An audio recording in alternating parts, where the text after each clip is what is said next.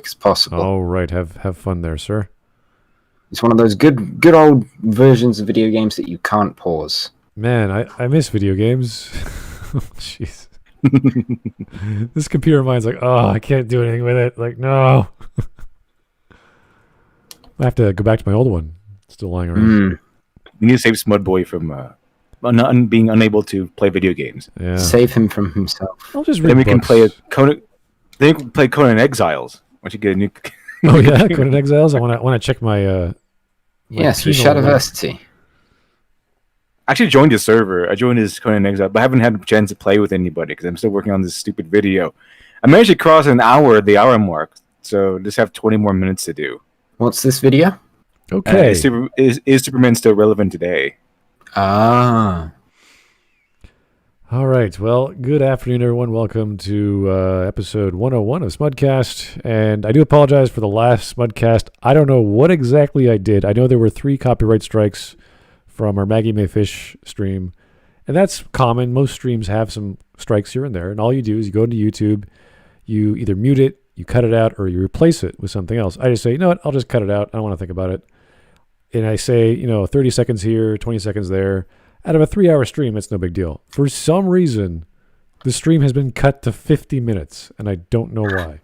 Oh yeah, I heard about that. I don't know why. It's like, what happened? I was like fine 2 days ago, and all of a sudden gone. It's like, what did we do? I did nothing aside from what YouTube asked me to do. So I do apologize. If someone wanted to watch the stream, Maggie May Fish used a lot of copyright material, and yeah, things get cut. So anyway, we are now looking at a TED Talk or a TEDx Talk.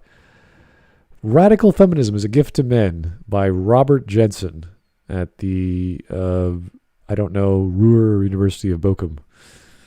Whatever, wherever, however. I've always been a male feminist. No, you haven't. You haven't. The stuff came out and you're scared because you did something. Exactly. It was my Bill Burr clip. I'm using my Bill Burr clip. Yeah. Date a man, ladies, if you're out there. Date a man who isn't a male feminist. Male feminists or self-proclaimed male feminists are normally dog shit individuals looking to score fuck me points by saying, hey, men are trash, but not me. Here's my DM. Yeah, pretty much. I think that occurs in 99% of cases, and I'd say 99% because I believe there might be a hypothetical minority that are actually sincere. Although I have not seen one just yet. It's this one. Okay, we had the option between this one and a nice Star Wars opinion video, which is always fun. We always do those. I was like, okay, we've done media for a while. Let's change the pace. And when we select a TEDx, it's from a list. So I had to ask the person who voted for it. That'd be Fairy Joker, who's not even in the video yet. So he chose this video. He's not here, and I just watched the first 2 minutes, and I was almost walking around in pacing mode, just like, oh, this is not right. This feels bad. So you guys will just share the pain with us, unless you got a stronger stomach than most of us. That's possible. So let's get through this 16-minute emasculation of Mr. Robert Jensen. Oh yeah, someone mentioned the chat here. Mihai Sifra. Apparently, EFAP also reached 101 episodes this recently. Yeah, EFAP, that's right. And PSA Sitch. Oh yeah, I guess they're going right now. PSA Sitch and Adam Friended. Apparently, I'm on 2 streams right now. Really? Apparently. Oh, that's pretty cool. Okay. Taker 610, TEDx. We ain't just crazy. We batshit level, y'all. Yeah, TEDx is a special form of TED. John Lemley. Oh my goodness, what is happening here? You're not the Kingdom Hearts quote guy. What's going on? Did he pay you? Like what's? This is the 8th time in a row. Why are you guys doing? Are you trying to tell us something about Kingdom Hearts? We're not playing this game. We're not reviewing it. We're not talking about it. It's crazy. Anyway, Kingdom Hearts quote of the day: "The darkness may destroy my body, but it can't touch my heart. My heart will stay with my friends. It'll never die." Oh, that just makes you feel confused on the inside. Oh dear. I wish I knew who said that, just so I could have some modicum of context from where that came from. All right. Yeah. Criminal imagination. I will be. Yeah. Sorry, I will be joining you shortly. Fucking the worst part about Souls games is just not the ability to pause them. Oh yes. But I got it on PC. It's the first game I ever got on this new computer, and I'm trying it out. Unfortunately, I forgot you can't pause a Souls game, so that's annoying. I modded it as well, so all the enemies are not where they normally are. It's the randomized enemies mod, which would be fine if it wasn't for the fact they put an end game boss at like the third boss of the game. So now I'm fucking stuck and I can't pause it. If anyone who's a Souls nerd knows who Dark Eater Midir is, he's just shown up in my game and I can't get past him. All you gotta do is get good. I have got to get good. In a Souls game, yeah, get good. That's the only response. Get good. The problem is, it's if anyone knows Dark Souls 3 at all, he's in the arena of the Curse-Rotted Greatwood, which is like the third boss of the game. But he's an end game DLC monster. The issue comes with the fact that they kept over the mechanic of the Greatwood, where he's immune from certain angles, so you have to hit him in specific parts of the body. And he's so big, I can't fucking find where they are. So I'm just running around like an idiot, losing my health entirely from like a single attack. I'm having so much fun. That's one of those games where you could have like people help you. They can join your game, and I'm refusing to like let it beat me, so I have to prove for my own fragile ego that it can be done. Oh, one of those people. Okay, go for it. Have fun there, sir. Here's that's your pain. It's you watch this video or you play Dark Souls. It's really one or the other. Criminal imagination. If the gift to men is giving me reasons to not date, then sure. Oh, I mean, you can have a good relationship with a woman who has all sorts of different ideas, all sorts of political ideologies. That's fine, as long as it doesn't interfere with your relationship. That's great. Have her think and read whatever she wants. I see nothing wrong with having thoughts. Thoughts are fine. Well, thinking thoughts, I guess, are. Well, the other kind I'm very progressive. you could have like think that logical monads exist, and you could bring up that argument between Kripke and Wittgenstein about how the world does or does not exist based on your perceptions of it. It's kind of crazy stuff, but you're not hurting anyone. You're not changing much. You're just like, I think candy cloths candy canes are like the atoms of the universe. You're like, no, that's stupid, but okay. Let's go for dinner, dear. All right. That's so Skaven. Oh boy, 3 men hitting on woman for 11 hours. Yeah.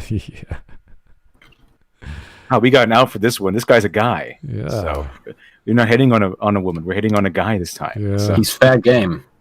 Fair game. Exactly. Fair game. We can go all out on this guy. He's not protected anyway. Okay, that's so Skaven. If it's a gift, can I get a refund? I could give you your money back. I mean, I don't think the store wants it back. I mean, they probably paid the guy to take it. Zofrets, thanks, Zofrets. Radical feminism is not a gift to men. I am. Oh, there we go. There's a lady in the room. There you go. John Lumley again. Yes, radical feminism is indeed a gift to men. It helps us sift through the talking ribs. The talking ribs. That could be actual ribs or a euphemism or something else. And find only the best sandwich makers. You know what? Even if she's not the best sandwich maker, she can be taught to make the best sandwich. It's not hard. If you know how to do it, you know how to do it. You can teach her how to do it too. So, anyway, thanks guys for the intro there. Let's get going.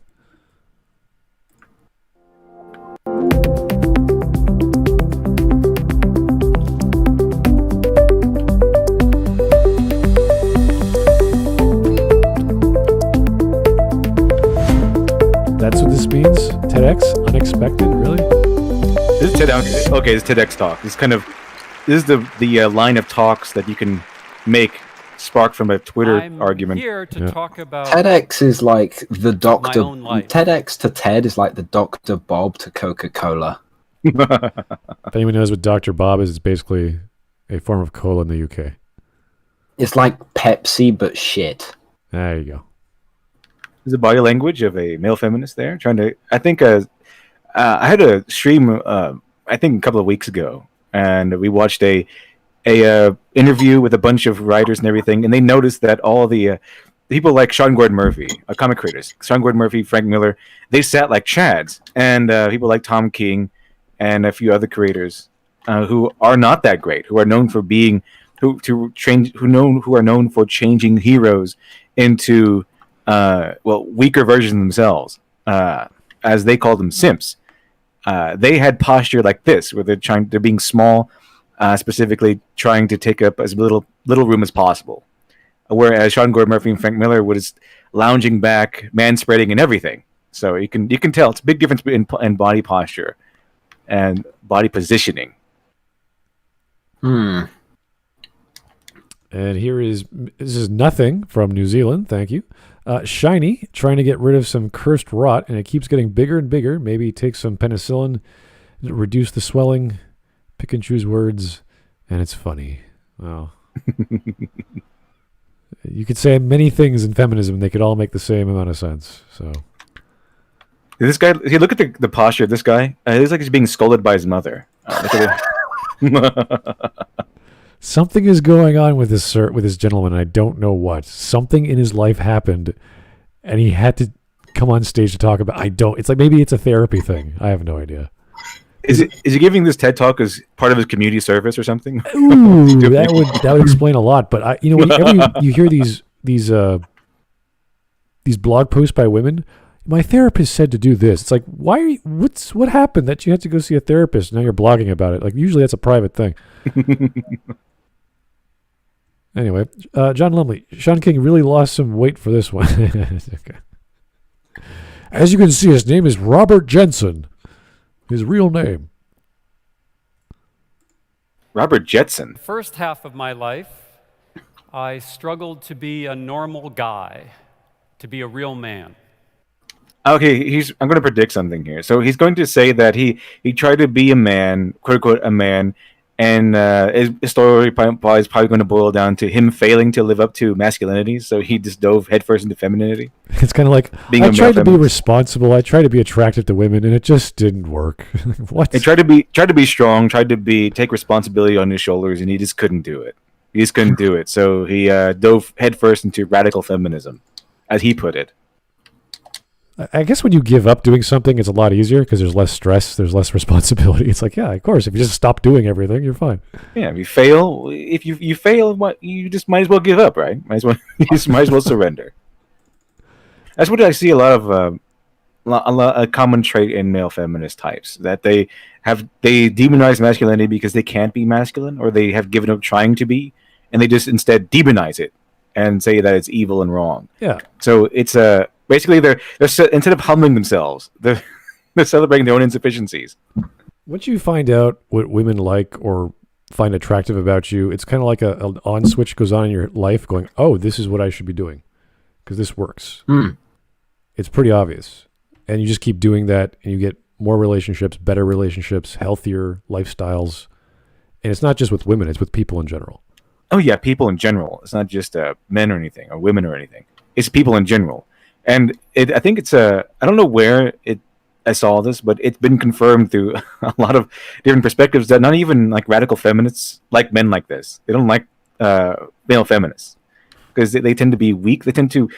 I think I did the separation. I looked into it. Like a gentleman and what you might call a simp might both hold open a door for a woman, but the simp does it out of weakness. The simp does it like, oh, I want to do this so I can get this as a reward.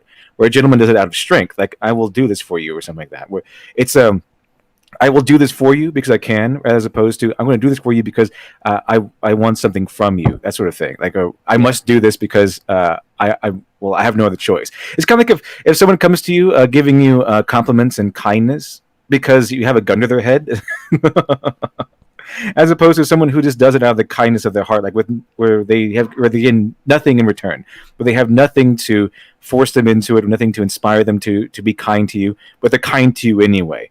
That's kindness. Now, if someone is kind to you because you're the king of a kingdom or something, and you can give them something in return, that's not really kindness. It's more like they're trying to manipulate you into giving them something. See, it's kind of like almost that sort of illustration there. Yeah, in Canada, we're all seen as being very friendly and kind and nice and apologetic. It's like, oh, got to hold up that door. Everyone's got to get through. I got to be nice. It's like, okay, we get it, Canada. Just chill out, relax. Here's Joe Crazy. You thought I forgot, but Kingdom Hearts quotes are important. No. You didn't forget. John Lemley took your spot, and now you're doing double time. This is the 10th quote now in a row. This is driving me nuts. Say, fellas, did somebody mention the door to darkness? Mickey Mouse. Oh, my God. That is not a good quote. I just don't want to imagine Mickey Mouse talking about the door to darkness. I mean, I think the series got so woke, or not woke, but like so hip and modern, that the door to darkness became abbreviated in canon as D to D. Like, what's D to D? Yeah. Door to darkness. Really? The surrealism, the weird quote. It's just, if you don't know the context of these things, you have no clue what the hell they're talking about. And they keep talking about the soul and the mind and the spirit, and you're like, whoa, this is a game about jumping on people with cartoon looks and hitting them over the head with a keyblade. It's like, what is going on here? I don't think Metal Gear Solid has anything on the Kingdom Hearts storyline. No. Those are two different balls of wax. The Kingdom Hearts is a mountain of wax. It's just like, whoa. All right, Mr. X. Aren't radfems hated by progs nowadays like JKR? I don't know. I don't know the general relationship between the radfems and the progressives. It's it's a very symbiotic relationship as far as I understood.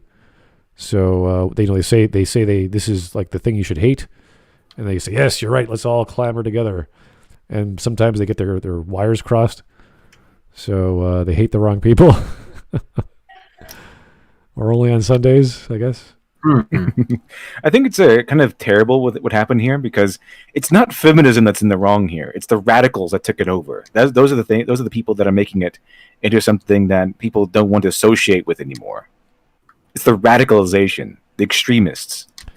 It depends on what flavor of feminism. Yeah, so it could just be the less progressive feminists, or it could be the hardcore feminists. We don't know. And I think it's more of an individual thing when you're talking about JKR, because she's if you just read her tweets, she sounds fine. You really have to understand what the hell. She blog posts every other week, pretty much, talking about feminism and trans rights. You're like, okay, she's really into it. And everyone's like, no, she's evil. Like, why? What did she do? She donated to charity? Oh my God. She's horrible. Here's Oh, hey, BB, how's it going? Hello. Good. I just had dinner, so I have alcohol. Oh, you lucky bastard. You're the only one here that has alcohol, as far as I could tell. Okay. Takers 610. I have low T. So feminism and Ghostbusters 2016 is good. I have low T. Yeah, that sums it up, yeah. Oh, testosterone? Have you seen Paul Feig? Yeah, that sums it up. He dresses rather nice. I mean, he obviously has some style. I mean, I saw this. I think they covered Paul Feig in Red Letter Media covered Paul Feig, and he is he's hands and knees crawling to the women, begging for his emotional approval. He's begging for their emotional approval. So please recognize. Remember the whole meme with Jeb, Bush, that guy. Oh, right. Please clap. Yeah, please clap. That's basically Paul Feig. That's kind of the whole. That kind of sums up male feminism in a nutshell. Please clap. That's kind of what their whole lives are kind of boiled down to. He has gotten rather desperate recently, because this was a couple months ago. He was pretty much demanding that his Ghostbusters universe and the new Ghostbusters movie be like they have a movie together someday. It's like, just stop, dude. That's never gonna happen. I am curious about the latest incarnation of Ghostbusters, how that turns out to be another Stranger Things ripoff or not. It looks like a good idea, at least better than 2016. So Yeah. but that's like, you know, Yeah, I plan to go see it. Anything is probably better than 2016 Ghostbusters. So Yeah, I mean, he praised it at first, and then like the next month he was like, any chance we could join universes? It's like, just stop, dude, just stop. You know, you don't care. I don't think he has any authority in the matter. I don't think they're going to hire him again to do anything else. I think Sony threw him under the bus. Yeah, I think that they came out and said that Paul Feig did not do what they wanted to do, and they don't want to work with him anymore because Sony had given him a bunch of ideas and things they wanted in the movie, and he refused to put it in there. And Sony's like, no, we're not going to hire this guy again. I'm curious how many product placements he was forced to put in or he wanted to put in. There's so many stuff running through that movie. Yeah, there was like the Sony product placement, the Papa John's product placement, the Pringles one. That one, I don't think they got approved for that one. So I remember like seeing like a clip of like him talking about like the Pringles product placement or something like that. No, it was they were talking about what's her name? One of the actresses. She sings like a verse from like The Wizard of Oz. And they said, oh, we had to go and like purchase the rights to the Wizard of Oz song in order for her to make that happen. What? That's ridiculous. Well, I think it was. I'm trying. It wasn't Kristen Wiig. It was. Oh God, I'm blanking on her name. She played the character Holtzman, the one that was supposed to be like the Egon of the group.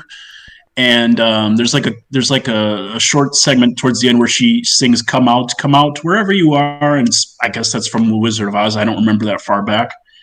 And they said like in the DVD commentary track, they're like, "Oh yeah, we had to, you know, purchase the rights to the song, otherwise we were going to get hit with like a copyright thing about it." Have you ever seen Clockwork Orange, the movie by Kubrick? No, I mean I'm aware of it, but I haven't sat down and watched it from start to finish yet.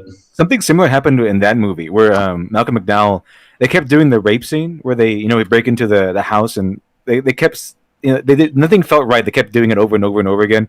And then at one shot, Malcolm McDowell started singing in the rain, or singing in the rain, dancing in the rain, whatever it's called.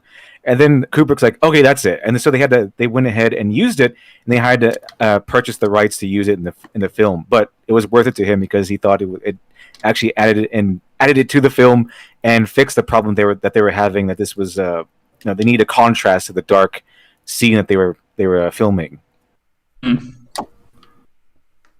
Interesting. But it wasn't planned. It was something that Malcolm McDowell came up with during filming, and then Kubrick's like, okay, we'll use it. Fantastic. Yeah, I'm only aware of the Wizard of Oz thing in the Ghostbusters 2016 thing because it was mentioned in the what is it, that Red Letter Media, the Mr. Plinkett's reviews thing. I saw that and I was like, oh, I didn't know that. And he was like, all right, let's keep on going. That didn't turn out so well. The good news is in the second half of my life, I gave that up. And things worked out much better. So why? First question: were you married the first half? So what he just said was the first half of my life I tried being a man, and then I gave up, and then my life became so much better. Sure it did. I think this kind of reminds me of the little quote from The Hero with a Thousand Faces. Like there's these guys out there who cling to the boyhood shrines. They can't really be men, even if they're married, even if they have successful jobs, like being a lawyer, or a doctor, even if they have kids who are successful themselves. They still can't accept the responsibilities of adulthood. They've kind of been play acting adults.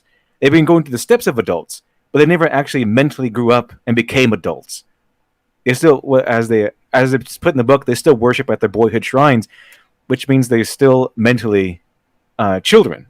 They have the mental thoughts of a children. Mentally, they're children still, even though they are they are going through the steps of adulthood, and they are old enough to be adults.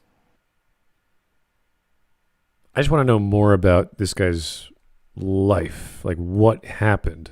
Because he's talking about the first half. So we were talking, what, when he was 35 or 40? How old is this man? I'm not sure. Like, what happened to you? I don't know. Soy ages you pretty quickly, I think. I'd say he looks like mid to late 50s. I'd say Yeah. just looking at this, picture of him so far. The change of... Well, it was an unexpected encounter with radical feminist writing that critiqued patriarchy. Oh boy, the patriarchy. How did we get from? I just read one article of radical feminist writing critiquing patriarchy and going, hey, this just clicks with me. Okay, there's a secret cabal of men controlling the world and trampling on the rights of women. It's like, really? Okay. Have you heard that Rowan Atkinson speech where he's like, instead of trying to suppress speech to fight things you don't agree with, you need more speech. It's preferable to have more speech to counteract speech you don't agree with, or speech from people that might have harmful ideas or radical ideas. I like that in the same way, but my idea is, when it comes down to this, we need, instead of suppressing masculinity, we need more masculinity. Give us more masculinity, okay? We need more masculinity everywhere. Masculinity is awesome. Yeah. That sounds like some communist shit, LiteratureDevil. You should be ashamed. Masculinity is for everyone. True masculinity has yet to be tried. Okay. Hey, Shiny, how's it going? It's going all right, and they just got back. How is your wonderful move? How is that? Everything's pretty good. I've got a very large room, as I'm sure you can hear from the echo. Interesting. So nice acoustics. It's always good. God Everything's set level up. Shiny. What's it like living in a room the government built? It's actually very roomy. It's more roomier than my own room. Well, that's always good. You can always put your stuff. How there. bad is the echo? It's okay. It's good. It's not bad. To put a sheet over my head or anything.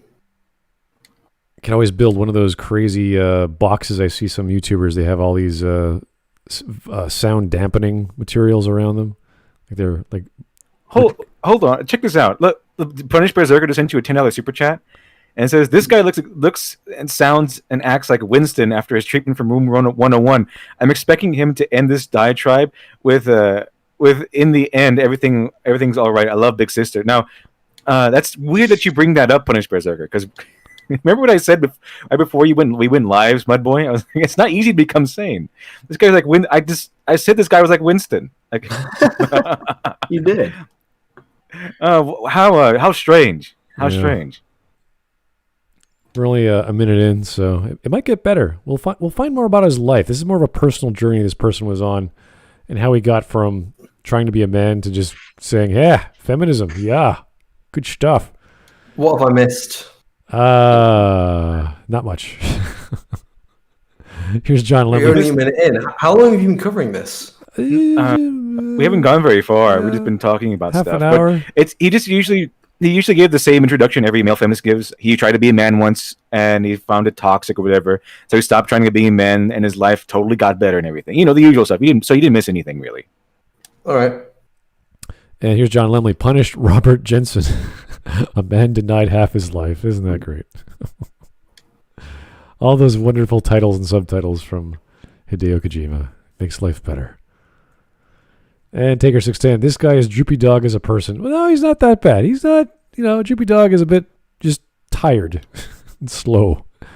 This man just feels like he's been defeated, and he's like, that, well, this is more of a 1984 reference, but with Winston, where you sort of broken down and you go back to your normal life. Yeah, everything's great. Everything's fine. It's not easy to become sane, you know. It led to radical feminists living in a patriarchal society who critiqued men's sexual exploitation of women in the pornography industry, part of a patriarchal society that needed to be challenged by radical feminism. Okay, so Now, they were critiquing pornography or the pornography industry and calling it a patriarchy, and that's curious. I mean, I don't know who owns what in that industry. But I would imagine the majority of the people watching and buying pornography are men. And I have a pretty good feeling that's the case. Like, I don't know, maybe 80%, if not more. So a lot of the actors do tend to be women. Sure. I mean, there's the casting. I'd imagine the casting couch is pretty explicit on how you get a job in there. But if you are making a product for a certain demographic who happen to be male, that doesn't make it a patriarchy. Okay? There are tastes for every perversion out there. I kid you not. I don't know them all, but I'm sure there is.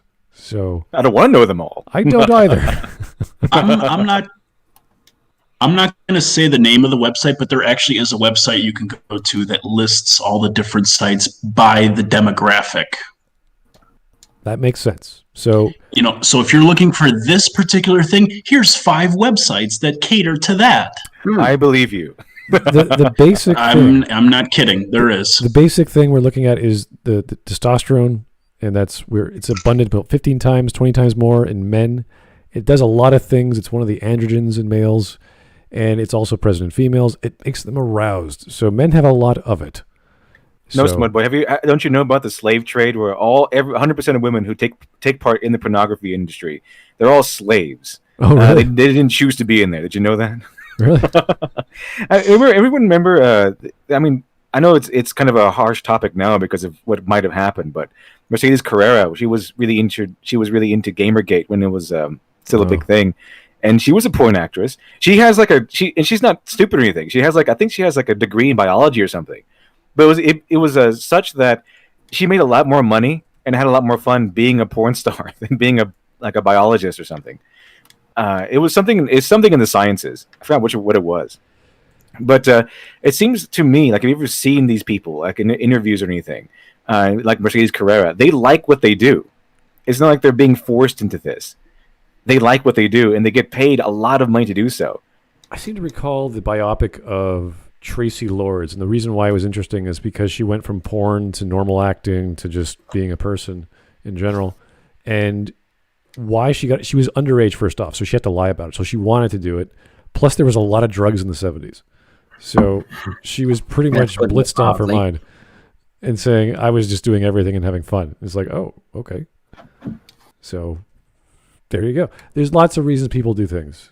And I really, really don't think it's just a bunch of sleazy men wanting to get your clothes off. They're businessmen as well. So I'm sure there's a bit of sleaze as well. Porn industry, of course. Like, somebody brought up OnlyFans. I think Fran Madaraki. What's OnlyFans? Yeah, remember how all these people are opening up OnlyFans, and it's such a big problem now that it's actually being discussed in schools. Like, so many girls are opening up OnlyFans to make extra money. Remember how all these women were being forced into doing that? But no, they're not. They're not. They're doing it because they want to. Okay, it's not patriarchy. It's freedom of choice. It's very blatantly freedom of choice for the most part. Right. Nowadays, at least. You might have noticed I used radical feminist critique of patriarchy 3 times in that previous sentence. Yeah, because that's the only group who ever does it. There's no other, I can think of no other institution or organization or discipline that ever talks about patriarchy, because there's no need to. That's my job. That's probably the most important part of my job. That's your job? It just seems to me that all these feminists are not really angry because it's the patriarchy or anything. They're angry that other women have freedom of choice, and according to the views of feminists, they're making the wrong choices. They're supposed to be a hive mind. Like, what are you doing? You're supposed to be a part of us. You're supposed to be a hating man. You're supposed to be part of a hive mind. What are you doing, pleasing men and making money and doing all this stuff and looking good? You're supposed to be ugly and horrific and be a turnoff and all that stuff. What are you doing? It seems to me that all these people are angry, not because men are being so domineering. It's because all these women have freedom of choice. It's kind of ironic. All these feminists seem to be angry. If you boil it down, all these feminists seem to be very angry because women have freedom of choice now, but they're making the, quote, wrong choices. Just like us. Yeah, us with all the toxic, evil opinions and everything. Also, isn't radical specifically extreme? Yeah, that's what I'm saying. It's like it's not really openly defending his definition of its extreme feminism. Exactly. And If he was considering it not extreme, he wouldn't use the word radical. exactly. So he's not talking about feminism. He's talking about like the really, really strange, insane, crazy feminism that you see. Like the type of feminism where they advocate unironically to gather up all the men and then rent them out to women like library books.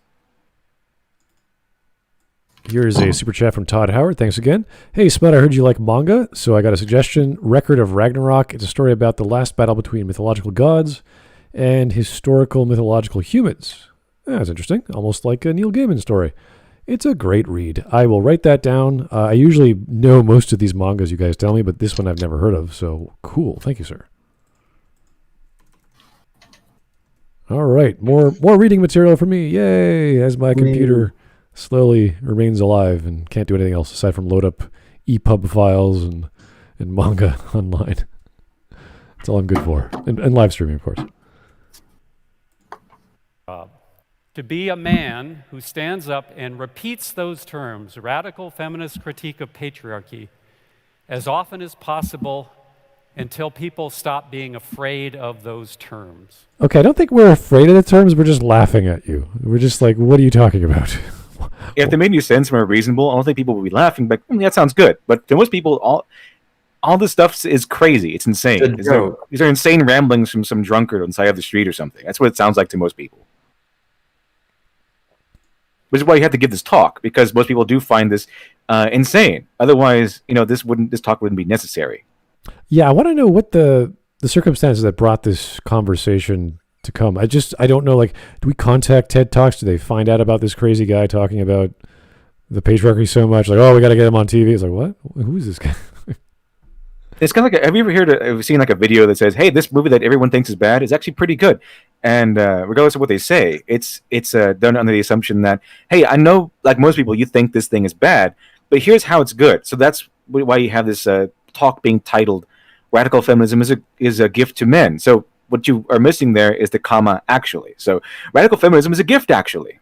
If you wouldn't have to phrase it like that, if most people didn't think this was, instead of a gift, the opposite of a gift, like a curse or something. That's why you have a title like this. This is why you have a talk like this in particular. Well, again, we talked about this before, but anything radicalism is just a bad idea. Exactly. So shoving it down someone's throats or just in a presentation is like, oh, this is not going to go well. Even, I don't know, radical constitutionalism might be too much. I think that might be a good thing. I think that might actually be helpful in today's age if we're talking about American politics. So... I mean, even America has the First Amendment, which protects your free speech and free expression.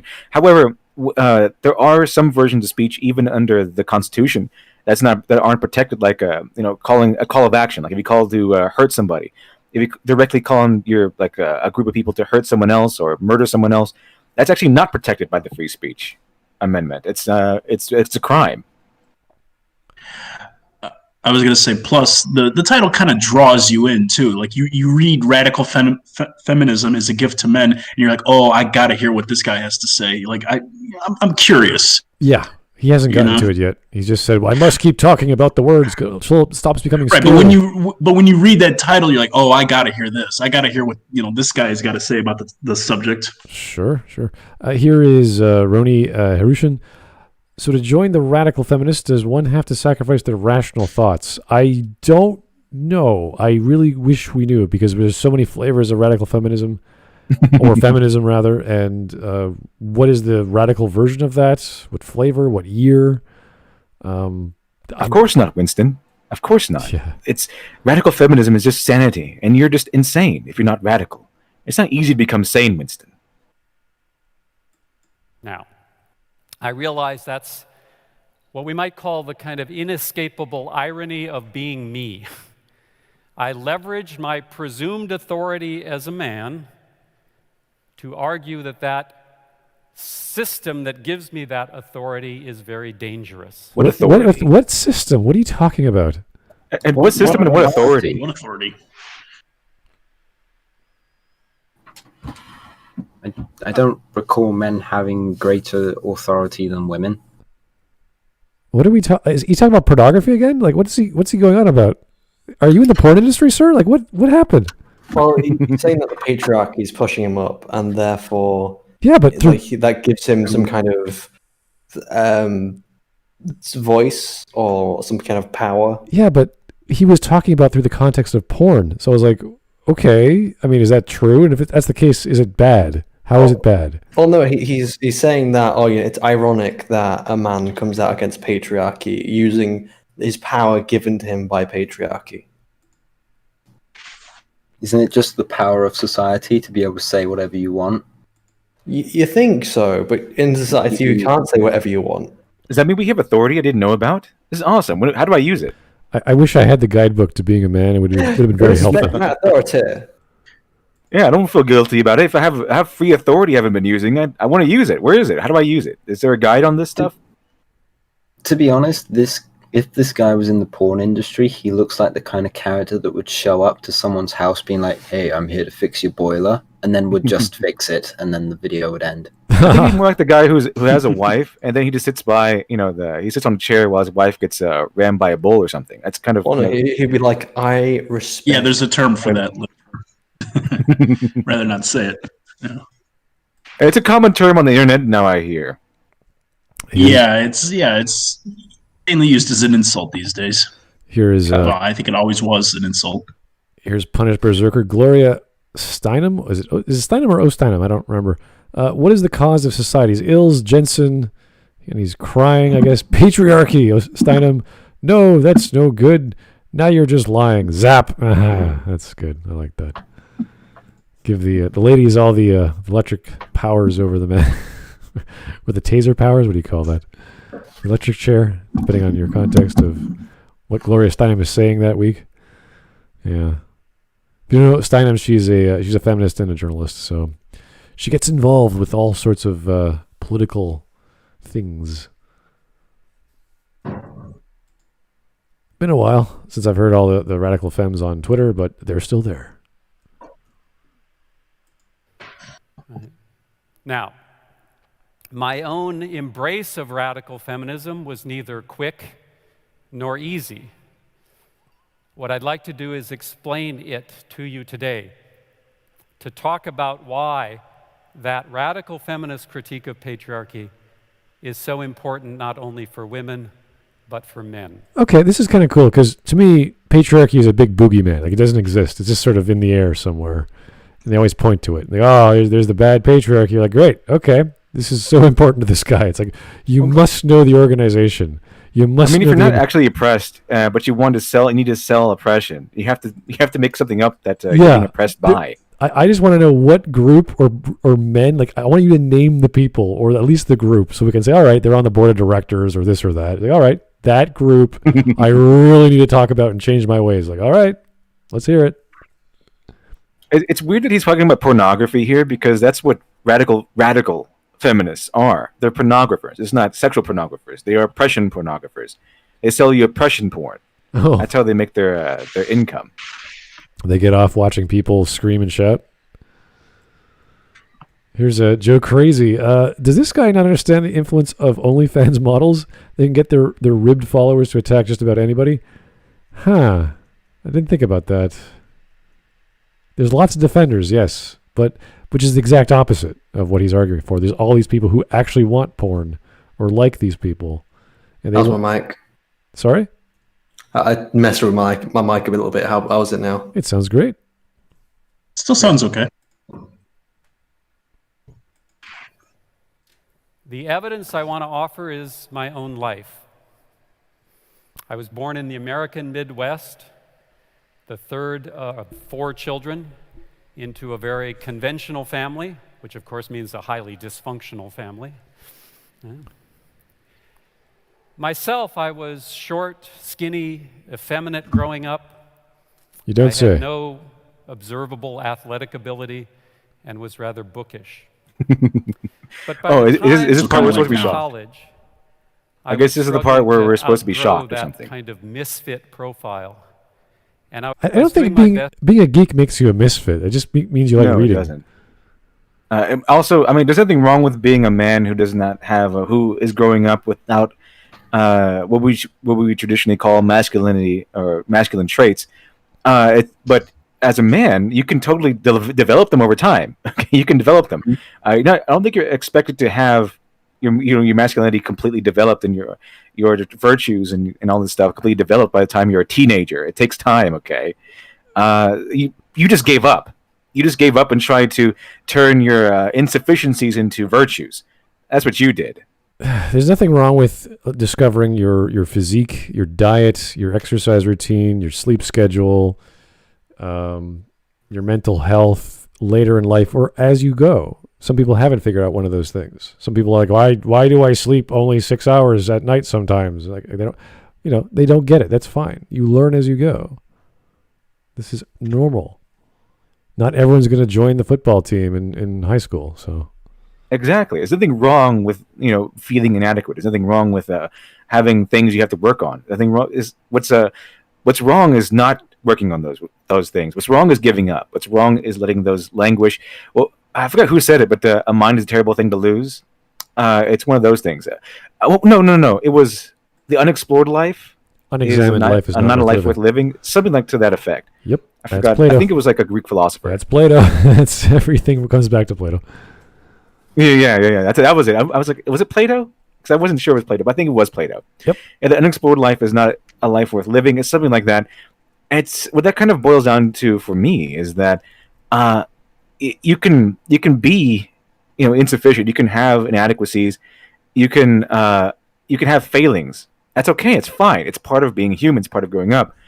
But where you go wrong is not trying to hammer those out, not trying to fix those things about yourself. Being able to acknowledge those things, but instead of trying to fix them and acknowledge them as flaws and trying to repair those flaws or at least improve them in some way, they celebrate them. They try to turn them into strengths, try to turn them into virtues, and try to turn them into things that should be celebrated and accepted, as opposed to worked on. So here's John Lemley. This is a great quote as usual from Mr. Lemley. I just want to fit in. Robert Miroslav Dorsius. Oh, yes. There's a reason why. I just think I've said this before, but I've done this before. That I always equate Patrick Bateman to SJWs because he's exactly like he fits them so well. He's a very fixed parallel. He'll be nice to your face, but underneath is a psychopath, and he just wants to fit in because he has to cover up all these psychotic ideas and feelings and impulses. To be a normal guy. Although I started later than most men, I eventually dated, had sex with women, told incredibly stupid sexist jokes with male friends. I used pornography, and I wallowed in my unhappiness. He used it? Notice how he had sex with women. You have to be very specific. It's like, yes, just say you had sex. We don't care who you had sex with. They just say, I had sexual relations, I dated, yada, yada. We get it. You're in romances. And I'm guessing now he does none of those things. I grew up. Thank you. Yes, we know the details. Is he trying to say that sexist jokes are just part of masculinity or something? I guess he feels that I don't think it is. Saying crude jokes is improper, and in certain ways it is. But there's nothing wrong with talking smack to people that are your friends. It's completely innocent. Yeah. You're not. Has he ever heard of all the jokes men make about other men? Mm-hmm. Men are way harder on other men than they are on women. The thing is, there's nothing wrong with a joke as long as there's no kind of hostile intent. If you're not intending to upset someone, there's nothing wrong with a joke.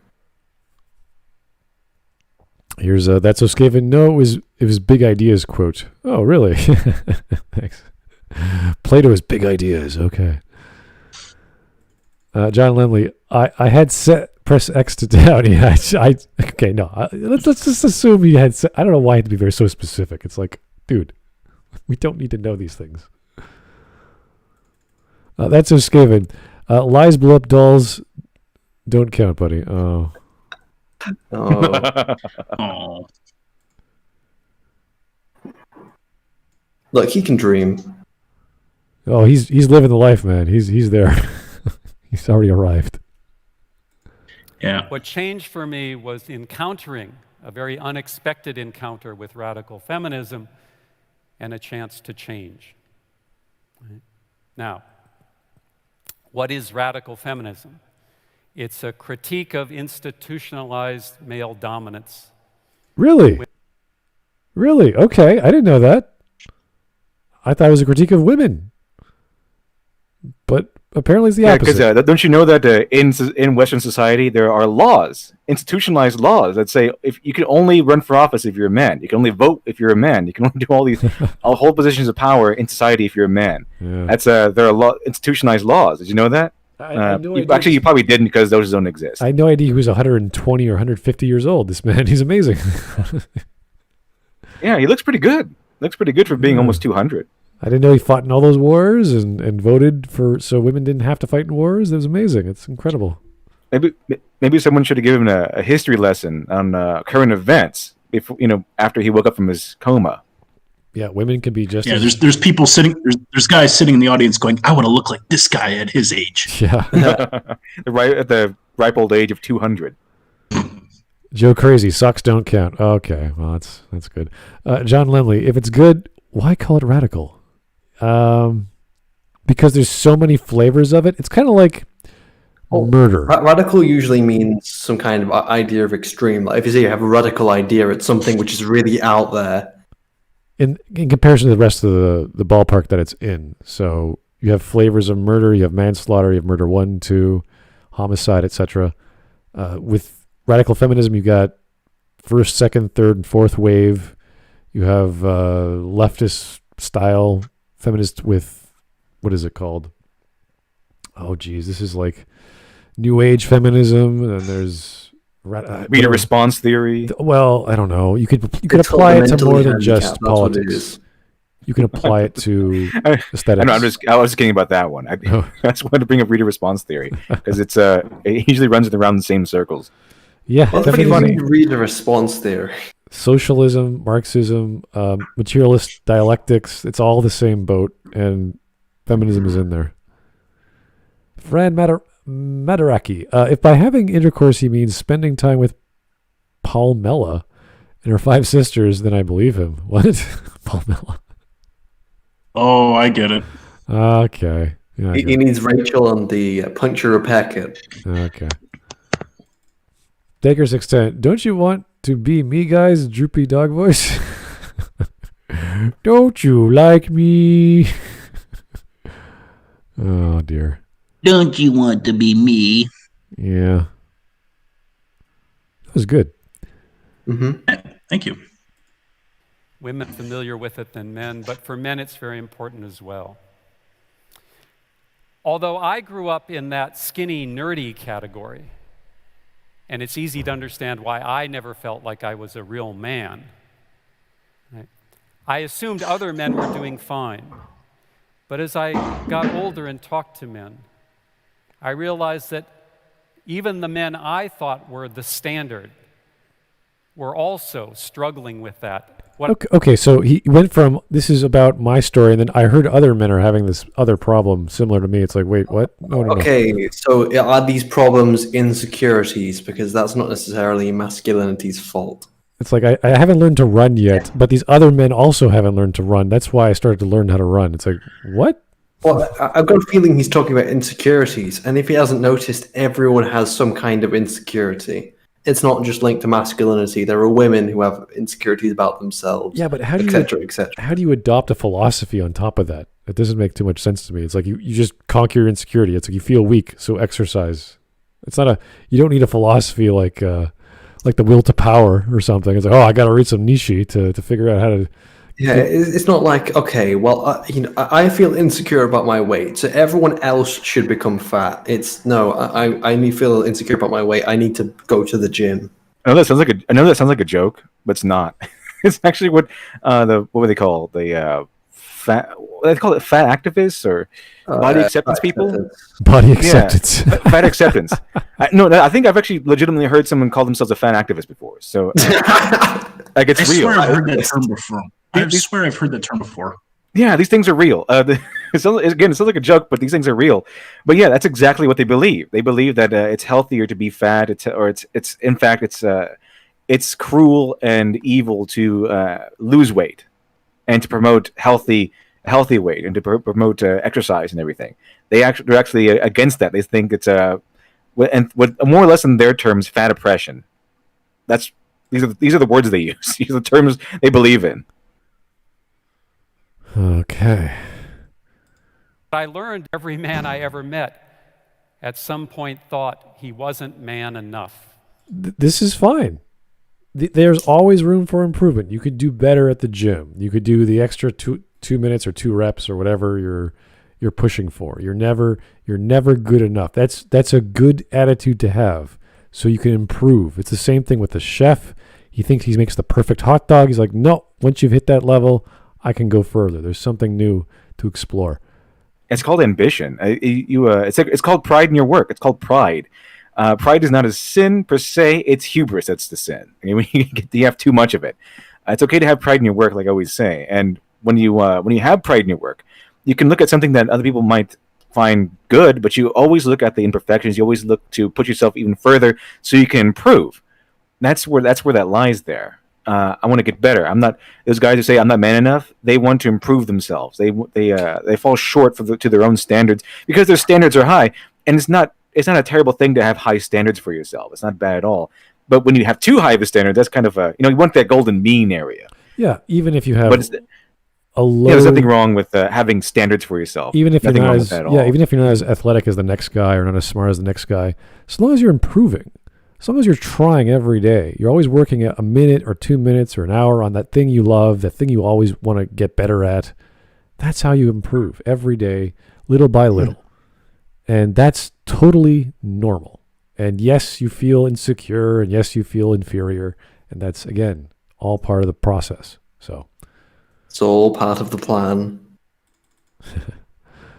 All according to feminism. Joe Crazy, is he going to say that self-improvement is sexist? We don't know yet. We're not sure where he's going with this.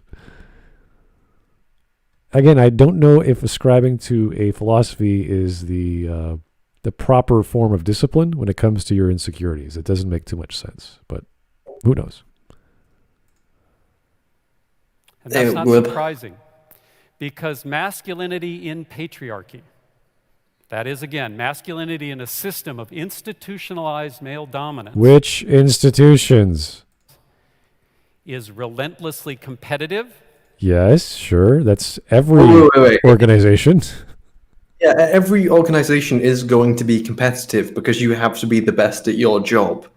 Like you have to become president, it's competitive because you want the best one. Or theoretically, you would get the best one, and then for a job, you would theoretically want. The reason why it's competitive to get that job, that top spot, is because you need to be good at it. You need to be the best. And once you achieve that level, they don't want to see you underperform. That would be bad. You'd be like, well, why are you here? I don't need you anymore. I need the best. I need the better than you or cheaper than you or whatever the case might be. So, yes, this is how you get through with life. You get more skills. You get more experience. You get better pay, etc. Hey, Glib, how you doing? Good. I was just watching the Sitch and Adam stream. That was entertaining. Oh, good. This is something else, isn't it? This is depressing. This is really sad. Luckily, we're enjoying it. We're having a fun time. I wanted to point out that when he says institutions, I bet it's not like an actual institution, an organization. Probably just the idea of institutions involving men. Yes, the only thing we have... It kind of jams everything together rather than looking at specific companies or any kind of organizations. It's just purely looking at them all and the labeling of this all when there's no evidence. He started with the porn industry, but that was just like an offshoot. It was just like a reference. It was like, oh, okay. You're like, all right, fine. There's probably a patriarchy there. Fine. So what? Like, is that bad? Is that good? I don't know. Show us. Tell us. Well, you'd have to see. Yeah, you have to see where that accused patriarchy is, because again, it's a very women-dominated industry for very obvious reasons. and all it takes is a phone camera to actually do it. Here is Roan Harushan. Know what else is competitive? Nature and survival competition is a natural thing. Why do these people hate it so much? Because it means they have to be good. It means they have to actually try and risk their failings in front of other people, I guess. I don't know. I think he would have figured this out like, the first year at school, in any school. But okay. Life. Focused on conquest, which leads to inevitable confrontations, all with the quest of staying in control of oneself and controlling others. But here's the thing. No matter how competitive one can be, no matter how many conquests, no matter how many successful confrontations, no matter how much we stay in control of ourselves, we never really feel man enough. Okay, so I'm assuming he's talking about male to female relationships? Yeah. I'm assuming, because there's nothing wrong with a man being in control of his own life and doing well in finances and health and fitness and what have you. Well, I think he's kind of equating masculine to like strength. It's like, I'm not strong enough, or I'm not brave enough, or I'm not this enough, or I'm not that enough, and that's what I think he's trying to get at. And there's nothing indifferent about having a domineering partner in a relationship or someone with a more goal-centered approach to life, whereas you have a more passive partner or not as organized partner. But as you mature, as you pay the bills, as you buy things that have rents or some sort of monthly payment program you have to eventually solve, you become more organized because you have to solve that problem. It's just a series of problems you take on. And whether you're aware of that or more gung-ho, like more of a go-getter, I know lots of people that graduated in high school a year before everyone else because they were so focused on their goals. It's the same idea. You're going to meet different people, different personalities with different goals. So maybe he just was attracting the wrong people, or the people or the women who are more aggressive than he was. I'm not sure. Something is off here. Society? Is this a big troll? What is going on here? What way are we trying to control information? I mean, I'm not quite sure how to take this. I'm going to start referencing Plato's Republic and make dick jokes, guys. It's going to be very effective. He's talking so seriously about this stuff. We're talking about old school values, as in like the hierarchical society of a family, basically. And it is the man, the father's job to be the bread earner, bring home the bacon, so to speak, and provide. Also, his responsibility to, there was a bit old school times. It was important to be able to carry on your family name in a way, almost as if it was like a tribal thing. So you want to be able to have children, have a lineage. Maybe in the 60s when inflation wasn't as crazy as it was, and you actually could have a single income household. Sure, but nowadays that's not even an option.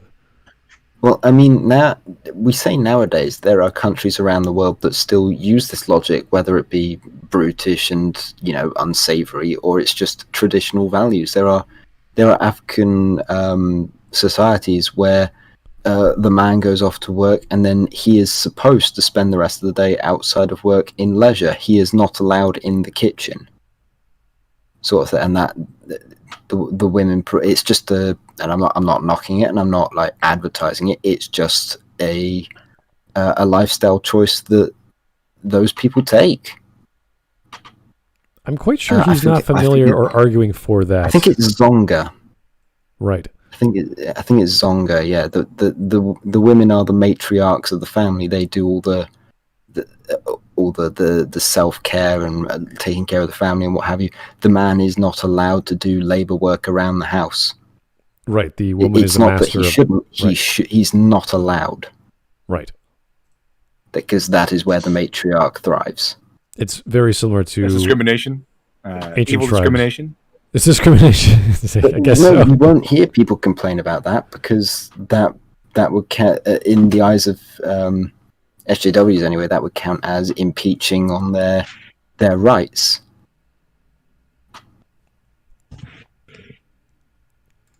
Here's John Lemley. I promise he wasn't attracting anyone. Oh, Or their culture. It would be detracting from their culture, kind of thing. it reminds me of the tribes of ancient Greece. Some of the cities and villages that the women were in control of the household chores, the finances, the crops, and the men were all the craftsmen. They went to war. They did all the manual, more difficult or dangerous things. So it's very traditional. It's very esoteric, of course, but not uncommon, not unheard of. And only because of certain economic issues with the latest 20th century, and we're not going to get into the economics of that, nowadays it's almost unheard of because you have people being independent, living their own lifestyle, being able to afford one-bedroom apartments, and that is not as easy as it used to be. It's still possible, just not in downtown metropolitan cities. So, But now you have like old failed men telling us about dick societies and wanting us to take him seriously. yes, that's probably not the best acronym he could have made there. Does the patriarchy also hold back dinosaurs? I'm not sure exactly how far this philosophy goes, but I think he's just talking about the past 20 years. I think. I don't know. Only the dinosaurs from Jurassic Park. Those the patriarchy. Oh holds yeah, back. because they were trans, right? They were they were trans females or something like that. They could impregnate themselves. Well, actually, you know what, Smudboy? That should be a shirt you can make for the Smudcast. A Dick Society shirt. Dick Society. Dick Society. There's a shirt that says Dick Society. No one know what that means. It'd be good fantastic. God, I don't know. That's a good idea. No. Just put on the shirt. I live in a dick society. Smudboy. Or something like that. Probably not the greatest branding option in my life, but would you like a dick T-shirt? No, that's good. No, good. Yeah. Fran Mataraki, this guy probably tries to achieve masculinity by cleaning up Tyrone's essence located on his wife's privates. Oh, thanks, Fran. That was really colorful of you. Yes, this is a very interesting story we're being told. We just don't know where he's going with it, and we don't know why. It's just a strange story. He jumped from himself to other people. And John Lemley, we truly live in I want to see a new reiteration of the Joker saying, "We live in a dick society." Yeah. Oh dear. Don't give him ideas. That is the key to radical feminist insights, that men, even in the 21st century, even nice, polite, liberal men. Really?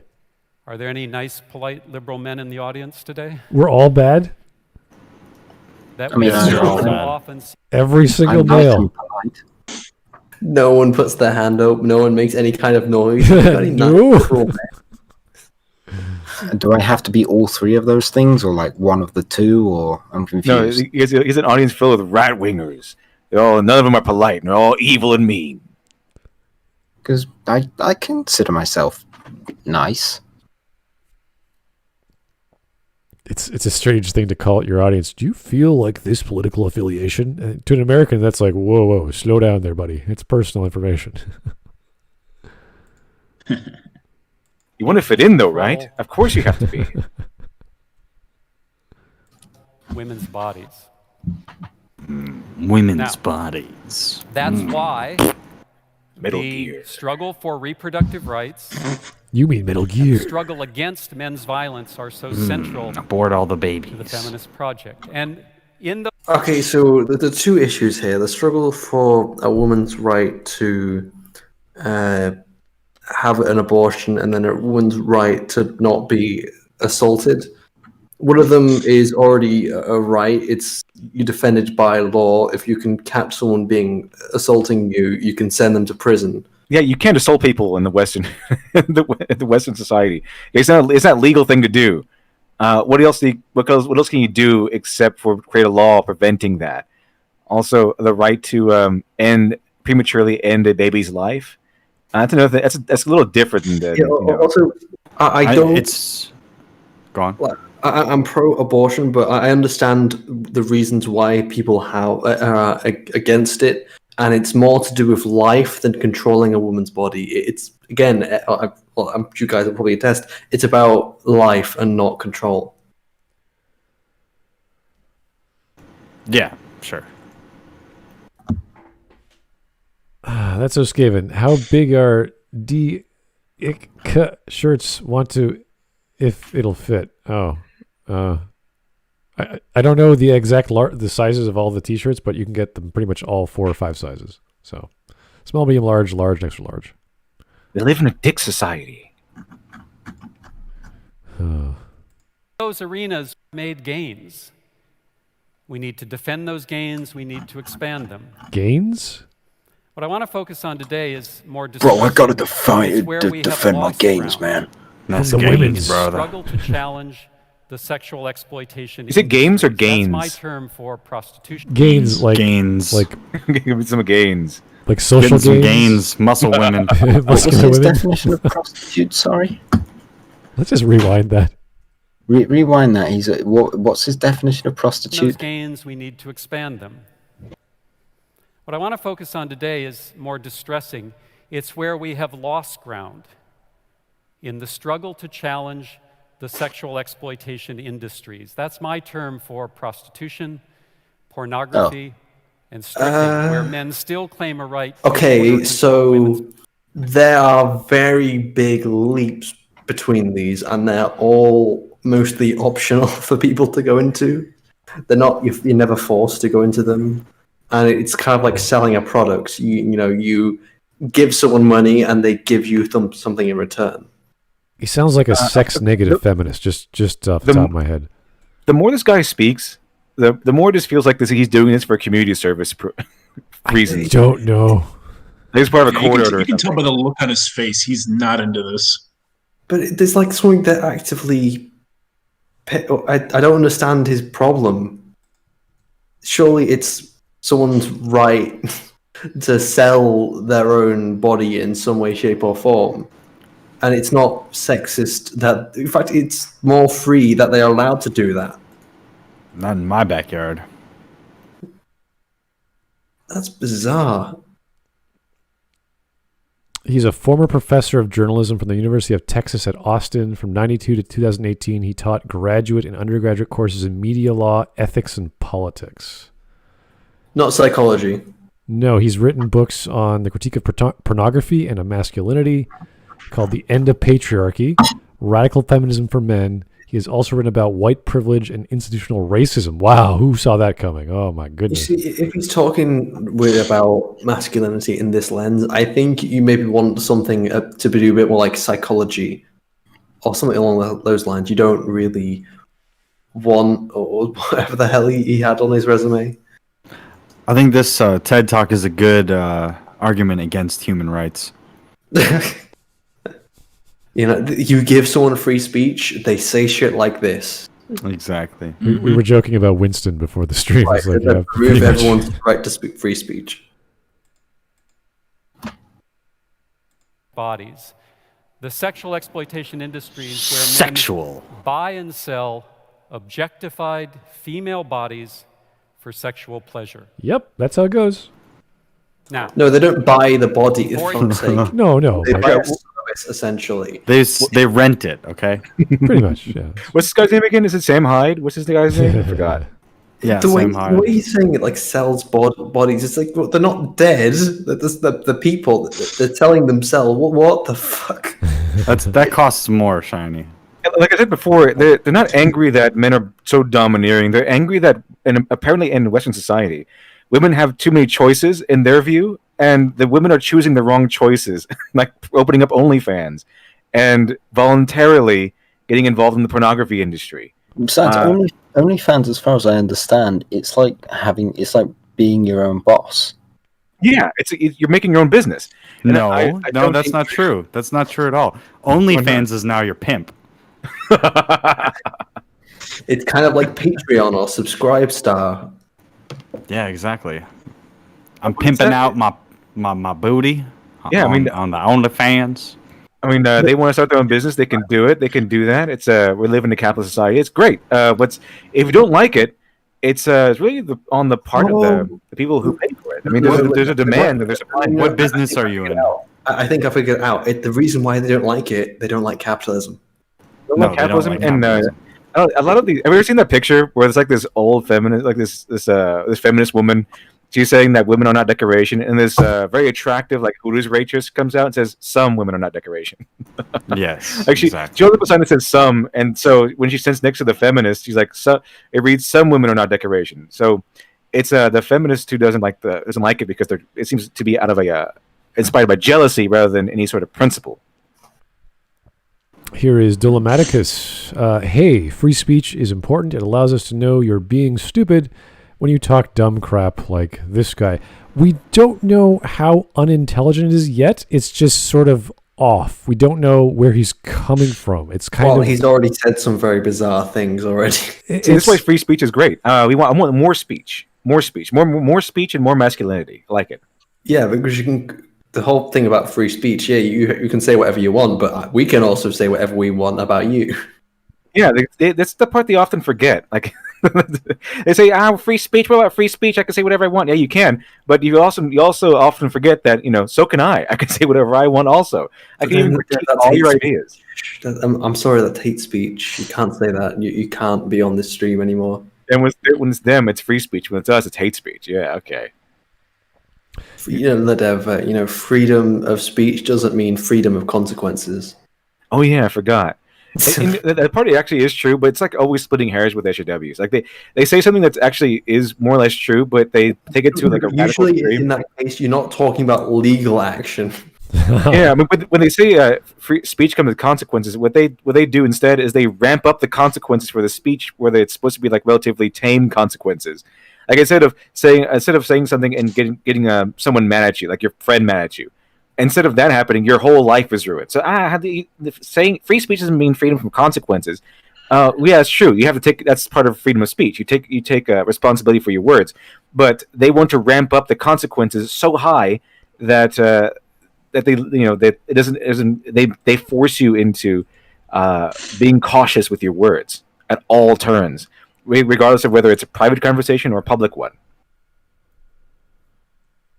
Well, this is interesting. His views on transgenderism. In early 2014, Monkey Wrench Books Collective cut all ties with Jensen over his article reviewing two feminist books that critiqued transgenderism. These books were Sheila Jeffrey's Gender Hurts, a feminist analysis of the politics of transgenderism, and Michael Schwab's Manhood Acts, Gender and the Practices of Domination.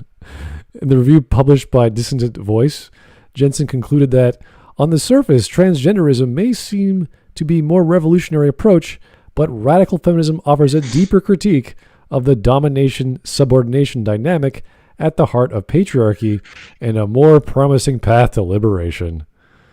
What has that got to do with transgenderism? I think he's saying feminism is better than any critique of it because it's superior for some reason. I don't know. What? Oh God! This talk of trans reminds me of that Maggie May Fish video I watched yesterday on RoboCop. She says that RoboCop is a trans icon. I watch it for yourself. Oh, she's a special kind of special. We don't really talk about her. And the best part, and the best part was she says basically Murphy was like penetrated by guns when he got shot. Yes, yeah. He was penetrated by guns very, very violently. He was penetrated by the bullets. Yeah, by the bullet. Fair. From the gap. Technically true. But he was a man who transitioned into being a man. So how's that work? It's like it's the same logic as No Bullshit saying that Vision was trans. Because he's a transhuman. Did you actually say that? Did you actually say that? In Infinity War, that Vision is a machine trying to transition into living as a human being, which makes him a trans individual, and that's why Infinity War is SJW. What? Wow. Ooh. It is the same fucking logic, so congratulations, you're as smart as Brooks. That's a pretty impressive amount of crazy. Yeah, putting a prefix that has the same prefix as another word doesn't make it the same word, but okay. All right. So I'm guessing like no bullshit and Maggie May Fish, they're kind of on the same level of what the Oh boy, what a comparison! Holy crap! Someone create the meme, and it's just a picture of Maggie May. You know the U.S. Office meme. It's a picture of Maggie May Fish and a picture of Knobs, and it says, "What is the difference between these two?" And it's just a picture of me. It says they are the same image. I want that. Give me that. Give me that meme. Someone go make the meme of Maggie May Fish in one of her various facial expressions. And so frets. I know you're out there. Go do it. And knobs. I want that. What's a knob They are specifically? the same picture. Like what? No, knobs. Not knobs is no bullshit. Oh, that's A very unfortunate anagram. yes. You can't have his actual name on YouTube anymore. They'll kick you out. It's like Beetlejuice. You say it too many times if he makes another video. Well, he originally had a channel called Brooks Show, and it was him just trying to copy everyone else. It's like when Cinema Sins was doing really well, he tried to copy Cinema Sins, and then he tried to copy like so many other channels, like singing. He did very poorly at it, and then he just kind of gave up on Brooks' show and started No Bullshit. Okay. Whew. I haven't watched one of his videos in years, so good for him. He's doing whatever works for the algorithm, and that's always good. But he's also an idiot. This is possibly also true, but I don't know any better, so that's fine too. Anyway, let's keep going. John Lemley, we live in a capitalist society. It's great. 2 angry faces. Like, oh, okay, John, what's wrong, man? Come on. I mean, it's great for me. You're giving me money. I mean, that's technically a good thing for me. I don't know. Taker 610. Live in a society. I bet this guy loved cuties. Oh dear, let's not even go there. Okay, we're good. We're good. Well, let me check. What's his name? Feminism is a big enough topic, and radical feminism is more than enough. So. No. I heard they changed the name of Cuties to something else, so just to hide it. Apparently, they changed it to the original French name. Yeah, exactly. It was a different title to begin with. So, not sure why they went to Cuties though. That's just what was his name? Creepy.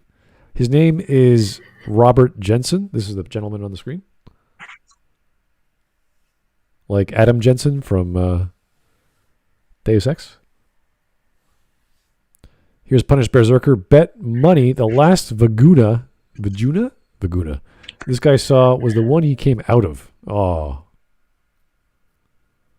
come on. He is a retired professor of journalism, sir. Not sure what a journalism degree gets you these days, but who knows? Joe Crazy, rules for thee, but not for me, NPC in a nutshell. I don't know.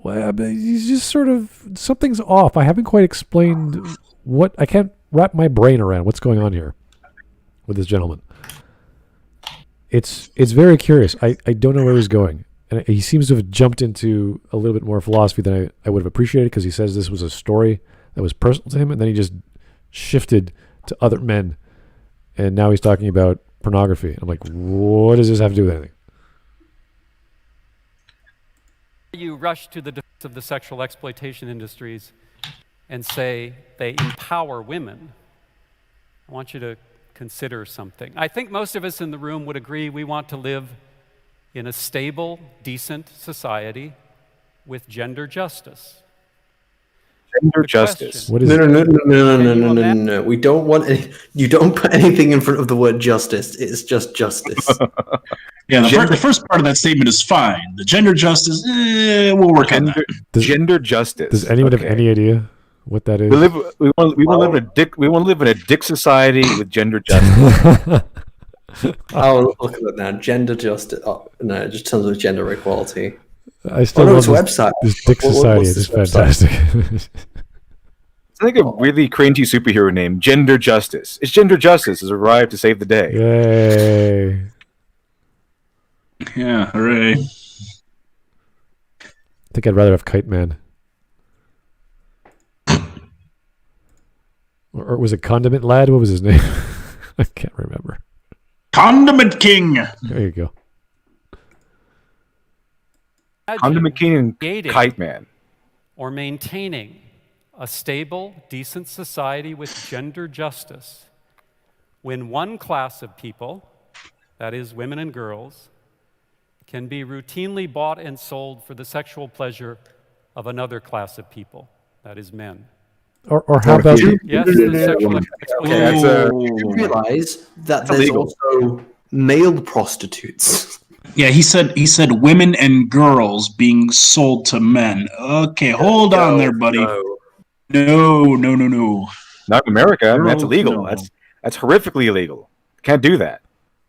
But there's men who are also in these roles. I mean, to a lesser extent, but they're still there. what about homosexual pornography? Yeah, Well, go watch Has Been Hotel, sir. yeah, homosexual pornography, which is mostly consumed by women. There are more women watching gay pornography than actual gay men. I remember the comedian Wanda Sykes. She was talking. This was years ago. One of her bits in the stand-up was, the same thing for guys. Like two women kissing is not going to work for a woman. Like two guys kissing is not going to turn a woman on. Well, then again, who knows these days? There's something out there for everyone, and to take the main demographic and say it's bad is like, well, then is the industry bad? How about the people? Let's eliminate female pornography for men. What he is describing is not the porn industry. He is describing human trafficking, which in most societies is illegal. Yeah. So I don't know what his point is. I think he's affiliating that prostitution is pornography. So he's reinventing words, which is the mark of the materialist dialectics. So, or the Marxist materialist. It's just like, okay. He's doing the postmodernism thing again. Here I go and going postmodern again.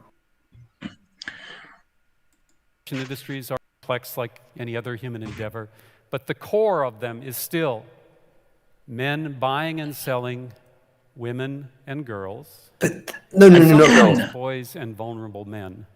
What? Almost exclusively for the sexual pleasure of men. Okay. But porn is enjoyed by everyone. Let's say this is true. So what?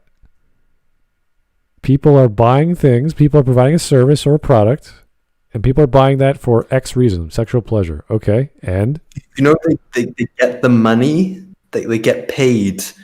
It's an equal exchange. Is he talking about sex trafficking? No, he's not talking about sex trafficking. I mean, if you only listen to him without the context, you'd think he'd be talking about sex trafficking, but he's not.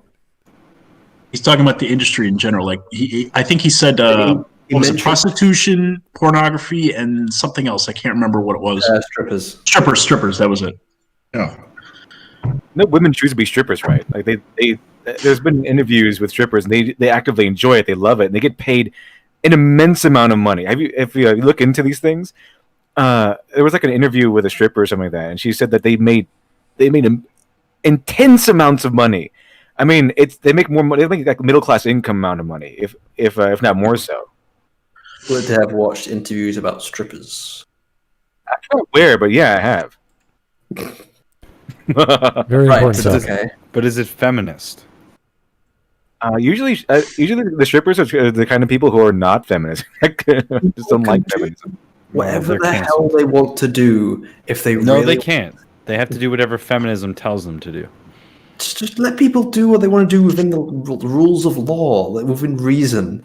This is within reason to go out and do whatever with you want with yourself, to sell your body, to provide a service for someone else. It's not much different than, I don't know, someone renting a maid to come clean their room or something. We have to save people from themselves by taking their freedom and replacing it with feminism, okay? It's important. Exactly. Individuality is totally useless. They want feminism. They don't want freedom. They don't even know what they want. They're just stupid women that need to be liberated because they're strong and independent.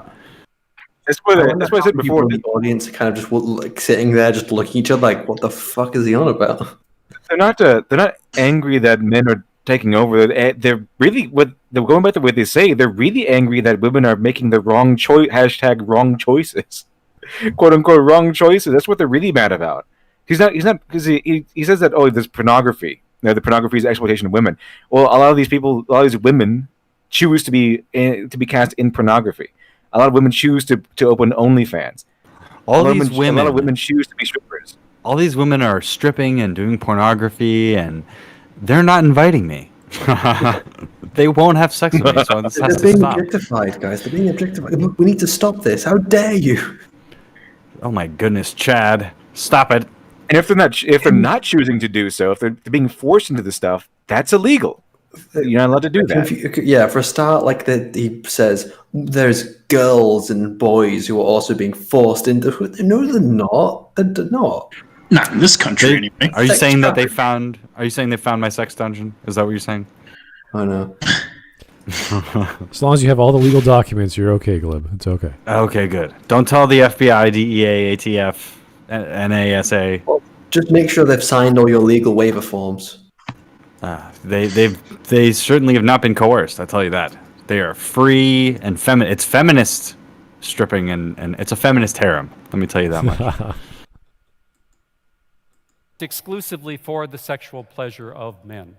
It's not exclusive. Look, lesbians can't enjoy porn. There are women who also enjoy porn. Everyone enjoys porn. It's not like a shameful thing to. It's just natural. It's not very Christian of you. I'm not Christian, am I? Wow. Yeah, it's only shameful when you get caught by your parents. As if there's something wrong with human sexuality. I'm like, how dare men do this? Like, why? What are men mostly? A bundle of cells that are designed to procreate. It's like, yep, that's every mammal. Okay. Ignore all the men that have been sexualized just over there. Nice. What's up, Henry Cavill? How you doing? Yeah. Looking good there with that computer. That's like double porn for some of us. So, yeah. Although I didn't like the job he did. He did an okay job. Wasn't the best, though. A moment ago, he was arguing for a woman's right to control her own body in terms of pregnancy and abortion.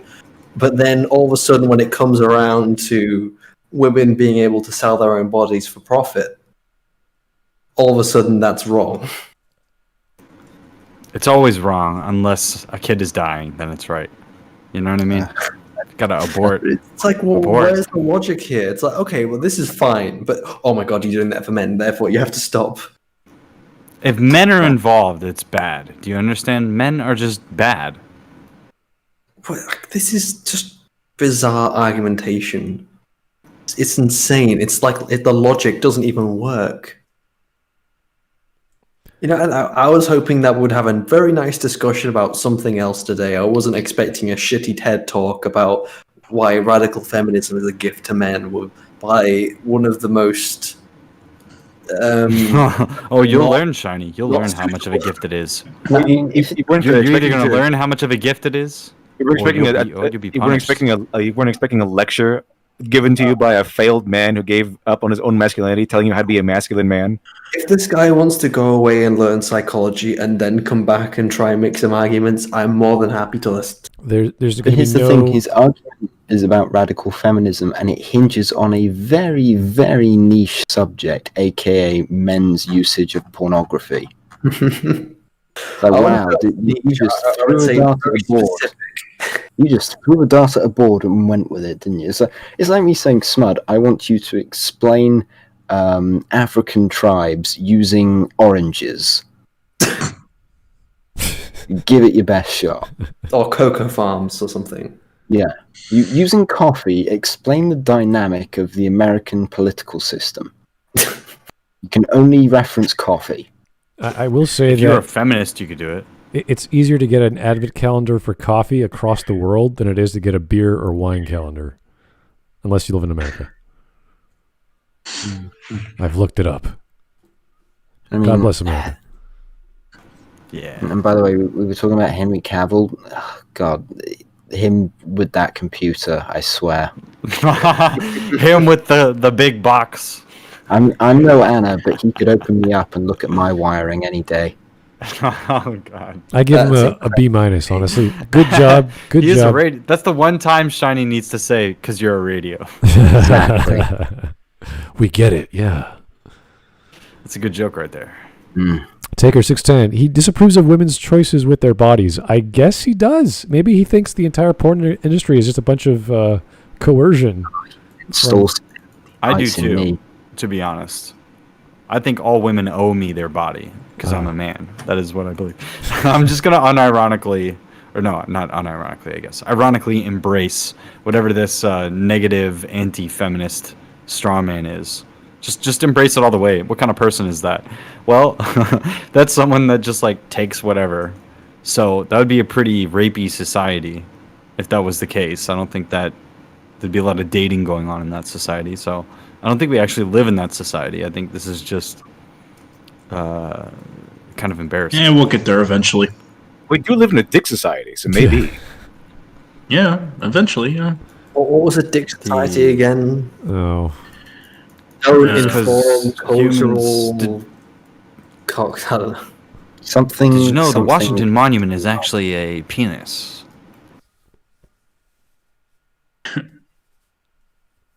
Okay, Delamaticus. The logic, Shiny, is that he is complaining that good-looking women are choosing to sell their bodies, and it bothers him that men will buy it. His argument is that because this is all for sexual gratification, and even if it was, the argument still is, so what?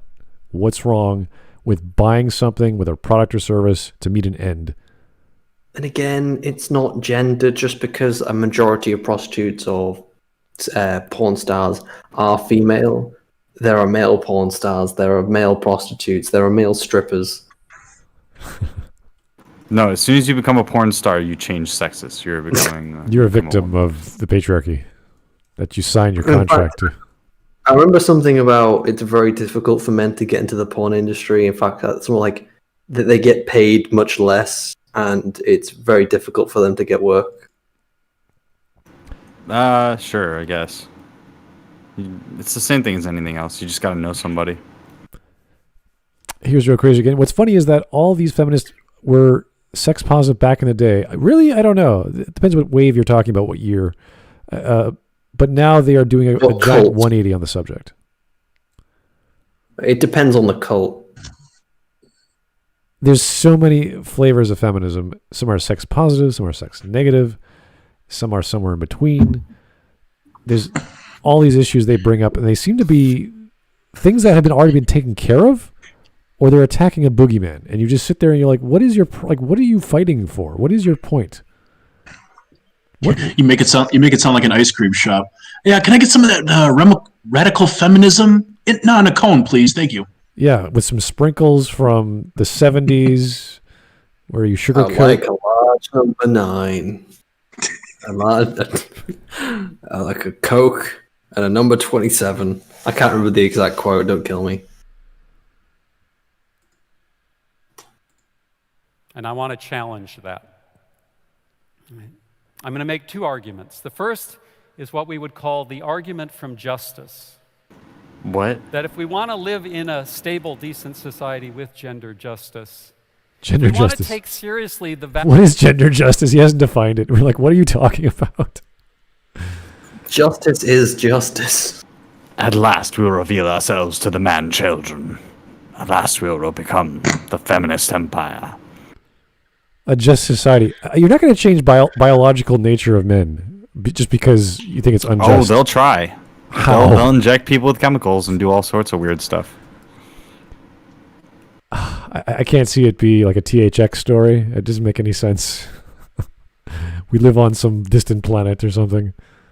It's like that Star Trek episode, the Four Lights episode. How many dicks are there? There are 4 dicks. Oh, boy. John Lemley, we don't live in a dick society. It lives in us. You know, a dick society, it surrounds us and it penetrates Oh. us. It's a binding force. I think this whole thing was worth it just for that whole quote, the Dick Society thing. I know. This is all worth it. That's the worst, one of the worst things that I've heard in a TEDx talk. All I can think about is that part from the Sam Hyde talk where he says, they're sexualizing young girls, and even I have a problem with it now. Something like that. and that's just what like this. Whenever I hear somebody talking about the sexualizing women thing, it's like immediately they're either trying to get the virtue signal for the negative sex positive. I mean the sex negative thing, or the sex positive thing in the opposite. So it's like they're trying to win no matter what their statement is. If it's sex positive, it's empowering, and if it's sex negative, then it's bad that men are taking advantage. But it's always men's fault, which is funny because that's also what Patrice O'Neal's relationship advice is that it's always your fault, men. It's always something you didn't do. So if you're gonna get blamed for it anyway, you might as well do whatever it is that you need to do. Yeah, sounds about right. They're gonna call you sexist even if you have an opinion, so you might as well just say, yeah, well, whatever. That's just your opinion. Values we claim to hold, values like the inherent dignity of all people, freedom, equality. What the hell does the dignity of old people have anything to do with your argument? Just where does that fit in? Do they not have? What do you mean? Dignity. Some people have dignity in some things, and others. Some people are fine being naked, while other people will consider not being dignifying. And how is that part of the legal system? I really like when they do this. They say some radical stuff and some weird stuff, and then they say freedom and equality and acceptance, and they just add that at the end, so it sounds like what they're saying is good. It's like, oh, we should live in a society where everyone is dignified. It's like, wait, what? I mean, yes, but in what way? Seriously. We have to challenge the sexual exploitation industries, which are such a threat to the bodily. God, women, stop exploiting yourselves. What if I said that we need to fight for men to be paid more, because men suffer so much under today's society. So women should be paid less than men because it's all about equality and fair play and acceptance. See, it's everything. Almost anything can sound at least somewhat acceptable or better when you just follow it up with acceptance and equality and stuff like that. Freedom. You know what the worst part is, the Literature Devil, is that all of this bullshit activism is actually keeping us from focusing on real issues. It's like a giant jamming signal. So it's like, while this guy's talking about all this horse shit, there's a bunch of real issues going on, and it's like, what? Yeah, why shouldn't men get paid more? Maybe men do deserve to get paid more because they're kept down by society, but nobody cares about men's issues because we're constantly gaslit about how bad men are. So we can't even have our normality is fucked up. We need to get back to just a basic normality, even if we've never been there. Their own positions, like it actively pushes people further away from like the left. When actively keep spouting these things, hurting their positions and pushing people away because they're acting so extreme.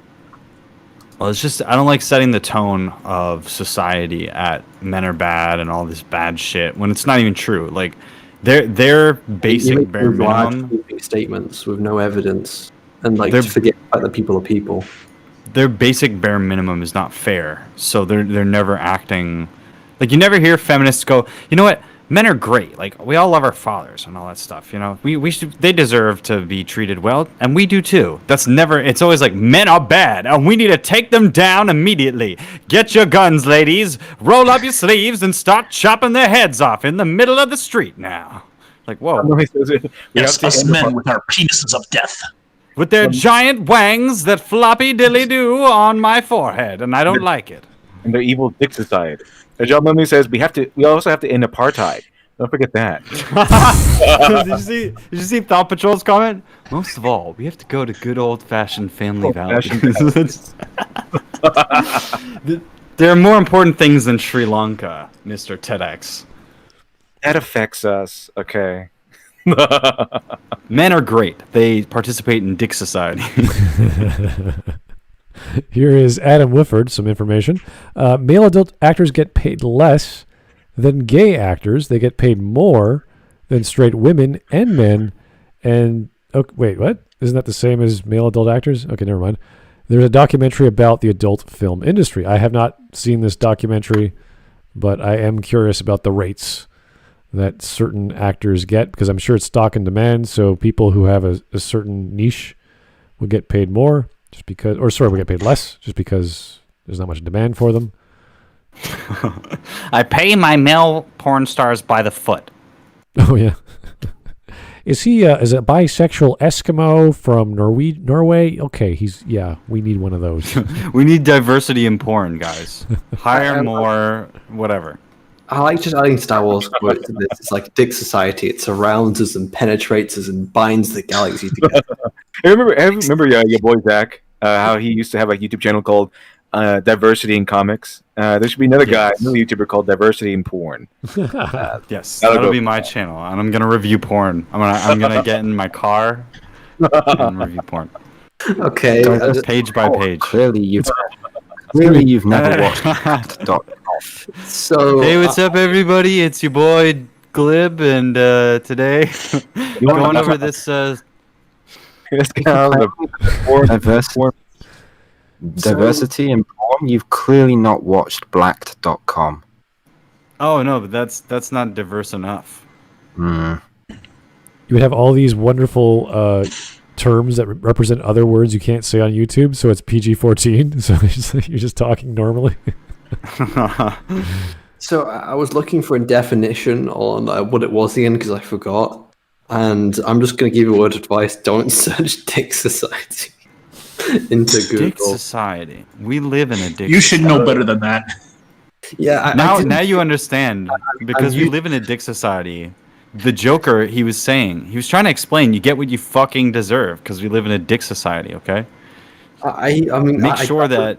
I'm just used to like type. Okay, what's this? Type in definitions. Here's Adam Woodford again. By these people, we all are going to hell, so why not just go full throttle on the sexist train? Go in first class. Yes. Why the hell not? That's exactly what I keep saying. It's actually bad for their argument that they're so extreme, like what Shineying was saying earlier, because it makes people go, wait a minute. Why not just go full Sharia or something? If the religion has no forgiveness, then why try to be forgiven? Yeah, exactly. What is it? There's a classic saying, like if a boy or something is not embraced by the village, then he'll burn it down to feel its warmth or something like that. I love that. Like there could be issues like to do with like actual sexism, for instance.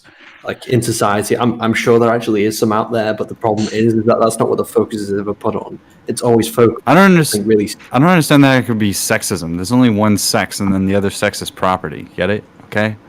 It's very simple. That super chat. This is the patriarchy. We have to be as supremacist and terrible as possible, right? That's what everybody expects. So we should just fulfill their expectations, or should we bend the knee to them? And just be like, yeah, you're right. We're all just evil people. And where's the middle? The middle isn't allowed. We can't just be us. Can't just be whatever you feel is morally right. Ooh. I just saw the next super chat. Oh, we need a Smudcast anti-stream. Okay. That's every stream. Yeah. That's what I'm looking at when you guys are when we're watching these videos. I'll just screen share every time we stream. That'd be really awkward. Remember how they got... One. Yeah, they got us to watch later.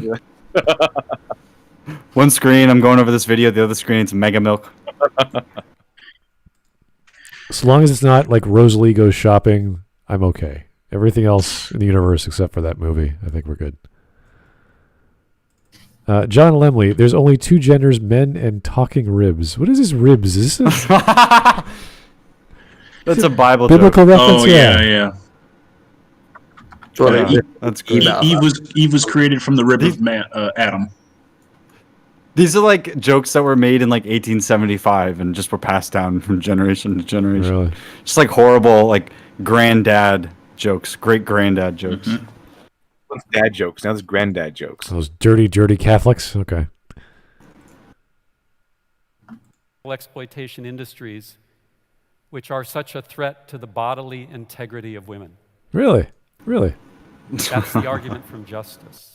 What integrity? I want to make what is the bodily integrity of women, and how is that being damaged by porn? What's going on here? Are we doing some really kinky shit, like ripping off their arms or something? Like body standards, because that's not what he's talking about in the context. This guy needs to stop hanging out on the dark web or something. I don't know. Yeah. I don't know what he's looking at. Really or what he's creepy. involved in. He needs to take some. sex trafficking, and then he makes it sound really ominous and dark. I mean, how he looks like a guy that spent too long in the dark web. Exactly. See how I mean? Like the more he talks, the more it seems like this is a community service sort of thing. I'm not even talking about the way he talks. I'm talking about the way he looks. Like he looks like he's seen some stuff. Yeah, like for out of guilt or out of community service or something. Like he's like, I've always been a male feminist. I've always said no, you haven't. You're scared. The stuff came out, and you're scared because you did something. Imagine did something. Imagine like Dark Mirror from Star Trek. Like imagine a Walter White, but this guy came out. It's just the opposite. This mirror universe is Walter White. Yeah. When do you think the last time this guy lifted weights is? Oh, Like his previous life. when he sure shaved. it's never. Yeah, You he's got what that. I'm really excited for is teaching African children JavaScript. You ever see the meme with the Chad walk versus the Virgin sidewalk stair walk where he's looking at? He's got the same posture as that Wojak, where he's just all hunched over. What did I say earlier? Didn't I say this? I mentioned that earlier. Yeah, exactly. See, I'm not the only one. I'm not the only crazy guy. No, I think I missed that point, but you're spot on if that's what you said.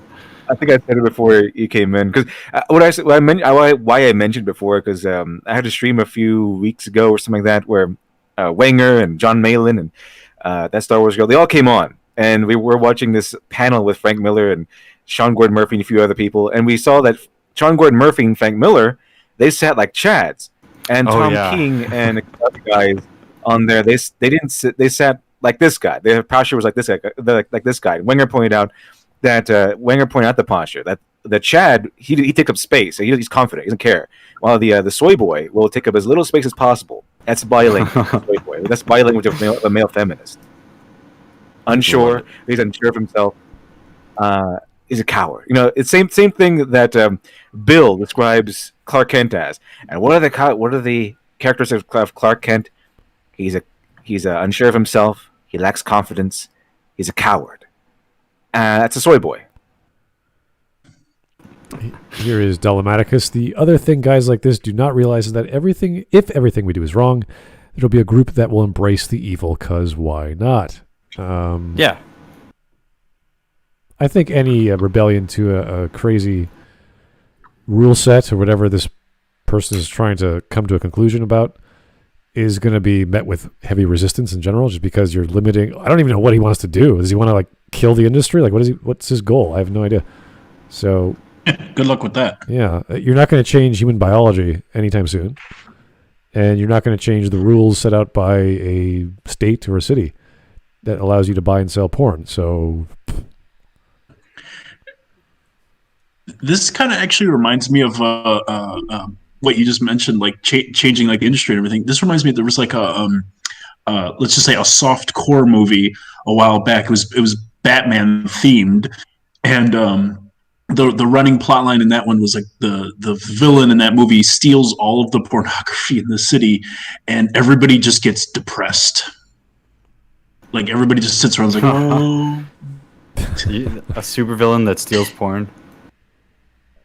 That's It was supposed to be a play on the Joker. I won't say what his gimmick was because it was ridiculous. It was the stupidest thing I've ever seen. Strangely enough, that reminds me to tell LiteratureDevil to go watch Black Lagoon whenever he has the time. Oh. I like that anime. Are you talking about the anime or the... Yes. Yes, the anime, for sure, yeah. Oh. Is there something else? I don't know. I like that anime. Black Lagoon specifically. Yes. Yeah, we'll keep bringing it up. I haven't seen it yet. Basically, it's just violence and more violence. It's just fantastic. Yeah, the lead is a sociopathic woman. Oh, All she's your great. favorites. Revi's great, yeah. Oh, yeah. She's great. Psychotic, but she's great. Yeah, okay, I'll give her that. Joe Crazy, Robert must have a very interesting girl. Sorry? So she a sociopathic psychotic woman. It's like a typical anime girl then. This is more Except, yeah. Everyone's It also helps that she's, I think, Chinese too. Yeah, everyone in the Well, half town is Chinese. crazy. Like everyone's part of a gang or out to get you. So it's kind of a crazy environment. There's like no rules there. Right. Basically. So, and you combine that with anime, everything else is amped up. So it just keeps getting crazier and crazier. So, yeah, good anime though. Fun to watch. Robert must have a very interesting search history. I don't know. Maybe does he even use the internet? I don't know. I don't think so. If he used the internet, he would not be as dogmatic as he is right now. I don't think. Maybe he's just an older gentleman and he thinks with older. But that's the thing. He doesn't think of older family values. He thinks of left-leaning values, which I don't understand where that fits into his argument yet. Unless he just wants a feministic society. And it's like, okay, move. Go somewhere. Go make it. Go. Piss off. Go away. John Lemley again. Well, I object to exploitation. I don't know. I like a lot of exploitation films. They're fun. They're really fun. I think that was the point, though, to have fun, not to like hate on this gender or this race. Well, I object to exploitation on further review.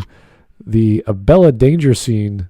This Abella danger scene doesn't have enough diversity and reinforces the racist patriarchy. The Abella danger scene. Buzzwords. Abella. I don't know what you mean, sir. I'm going to have to search that later.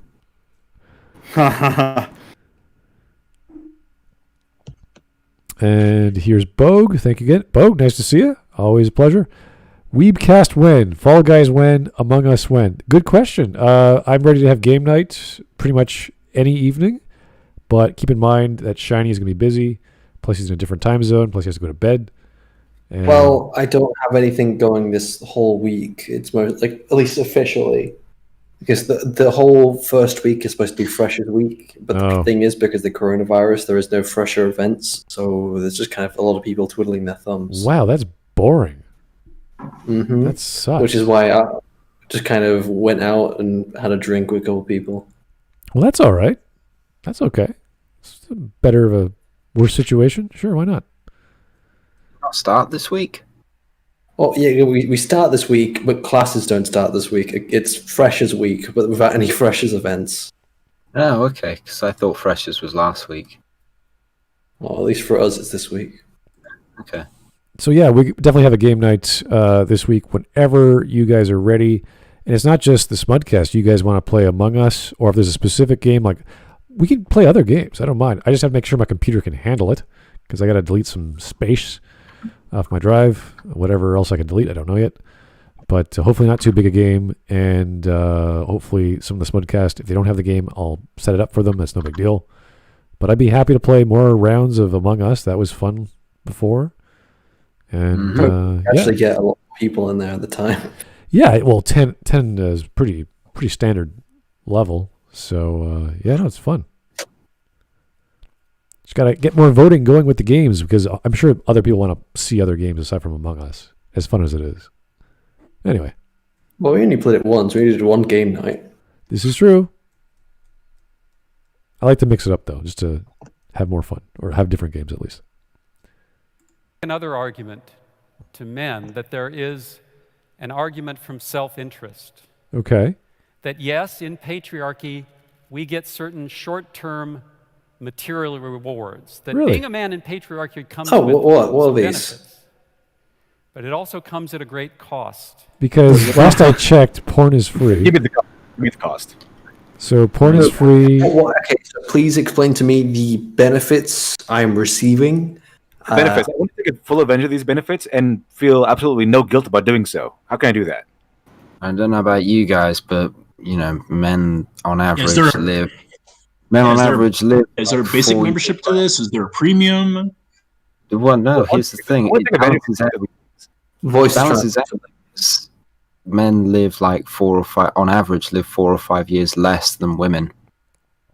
So Awesome. I want to take advantage of that. Sounds good. Like, you want to take advantage of the fact you live less. higher risk jobs as well, which you're more likely to die on the job for. I don't know. That's quite a benefit in the women's corner. living so long. Because apparently patriarchy hurts men somehow. That's one talking point that I have heard. Yeah, it benefits men so much that on the Titanic, men were obviously the only ones that survived that. Obviously, men are the only ones that survived the Titanic, no one else. It definitely was not women and children first. Mm-hmm. Saying there's no feminist in a burning fire or a sinking ship. Here's John Lemley. I don't know what this is about, but guys, I totally want to pay to watch Old Lisa Ann. I don't know who that is. Nice. That's awesome, dude. Congratulations. Whatever rocks you. Milfy. It's Lisa Ann. I don't know. I have no idea. I think she's a porn star. You guys have to Google that one. I'm an innocent Canadian. I have no idea what the porn industry in America is like. Just a bathtub lifeguard, guys. Google Lisa Ann. It's psychotic, Smud. That's what it is. You're a resident. Yep, she's a porn star. All right. I think we assumed that, yeah. She's a lifeguard. She's just trying to help you out of the bathtub. The bathtub. This isn't a pool, it's a bathtub. The memes that get so far, they actually get on YouTube and they go wild. This is the most boring video. This is so sad. Can we? It's depressing. Yeah. Let's just put this man out of his misery. Yeah, let's go. By handing him a Minecraft video game that he can really get engaged in. Some benefits, but it also comes at a great cost. And the cost is that because we never feel man enough, we are always in a very uneasy relationship to ourselves. Oh, you insecure? To other You don't men, feel man enough? And to women. Little bitch. What now? That's what I call the argument. What did you say? Feel man enough. We are always in a very uneasy relationship to ourselves, to other men, and to women. Okay, so how does it cause problems with the relationship to other men? I don't know, but I've made pretty good friends. Okay, so if I read a romance story, go ahead. If anything that doesn't sound like a benefit to men, that sounds like a disadvantage, especially because, mental health issues for men is not treated as if it's as big a deal as it is for women and children. Well, let's just see the benefits of reading or consuming media which causes catharsis, whether it's sexual catharsis or romantic or whatever.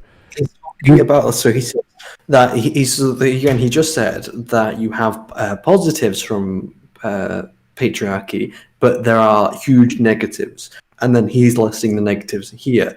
But the thing is, I don't even think the negatives here listing are true, partly because I think there are a lot of people who have very good relationships with their girlfriends who can be masculine, people who have very good relationship with friends who are masculine, and people who are very confident within themselves who are masculine. I do know some women do not like it when their partners are consuming media that's sexual or pornographic, etc. So that could be one thing, but that's totally based off a relationship, nothing to do with a sexual dynamic between men and women. That's just what the person expects of you. It could be anything. It could be mowing the lawn or not. So, but in terms of actually consuming media, one of the end results is catharsis, whether it's sexual or emotional or intellectual. Pick one. That's why you consume it. I like murder mysteries. I like to have a little puzzle. I like to figure it out who done it before it happens. Sometimes I get it wrong. It's fun. Same thing with sexual stuff. Wow, what a great release. Now I can talk to a woman as a human being as opposed to a crazy, horny old man. So that's a good thing in my book. People like to be treated as people. So people are people. There you go. Here is John Lemley. Guys, I totally want to... Oh, I already saw that one. Sorry. Lancelot, 6452. Smud is lying to us to hide his wild Canadian side. I don't know who Lisa Ann was. I'm sorry. I just did not know. We have some really nice women in Canada. I will give them that. It's fine, Smud. I don't recognize that name either. Yeah, I looked her up. She's a porn star. I guessed that. I assumed that. Yeah, I have no idea who. Alrighty. I swear, if you put a gun to my head, and I'm genuinely not lying here, if you put a gun to my head and told me to name 3 porn stars, I'd probably end up getting shot. I just can't. Do you think I fucking care to remember their names? Yeah. I'm not looking in the video description to find. Oh, I wonder what her name is. You're not gonna imagine soy boys doing that. Like if they do that, like, I respect women. I better learn her name first.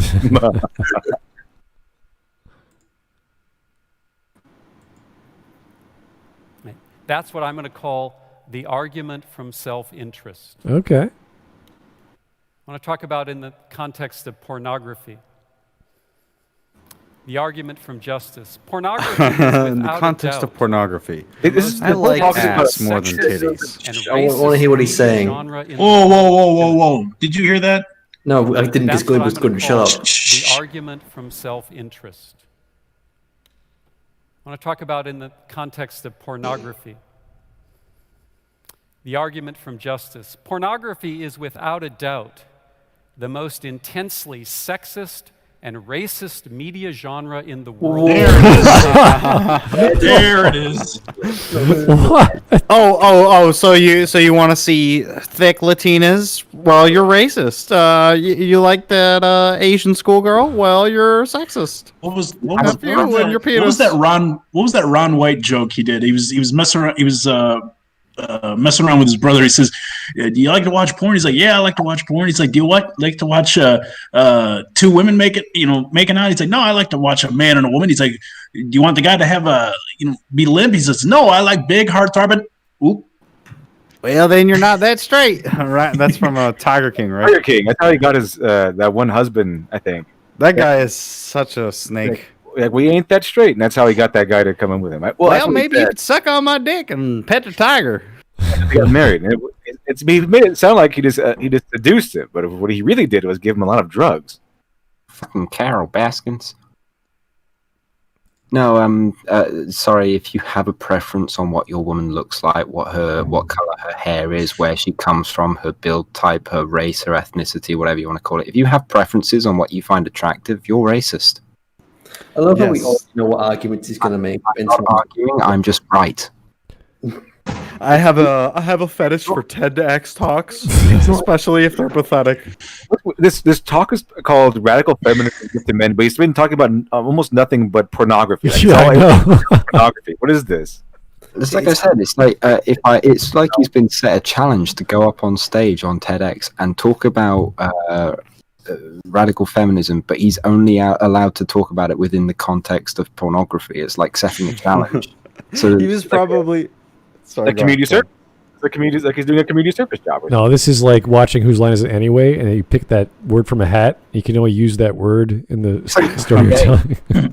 So there's a bunch of his lads lined up backstage, and they're just drawing two pieces of paper out of random hats. It's like, okay, Dave, now you have to talk about genetically engineered food using the context of hentai.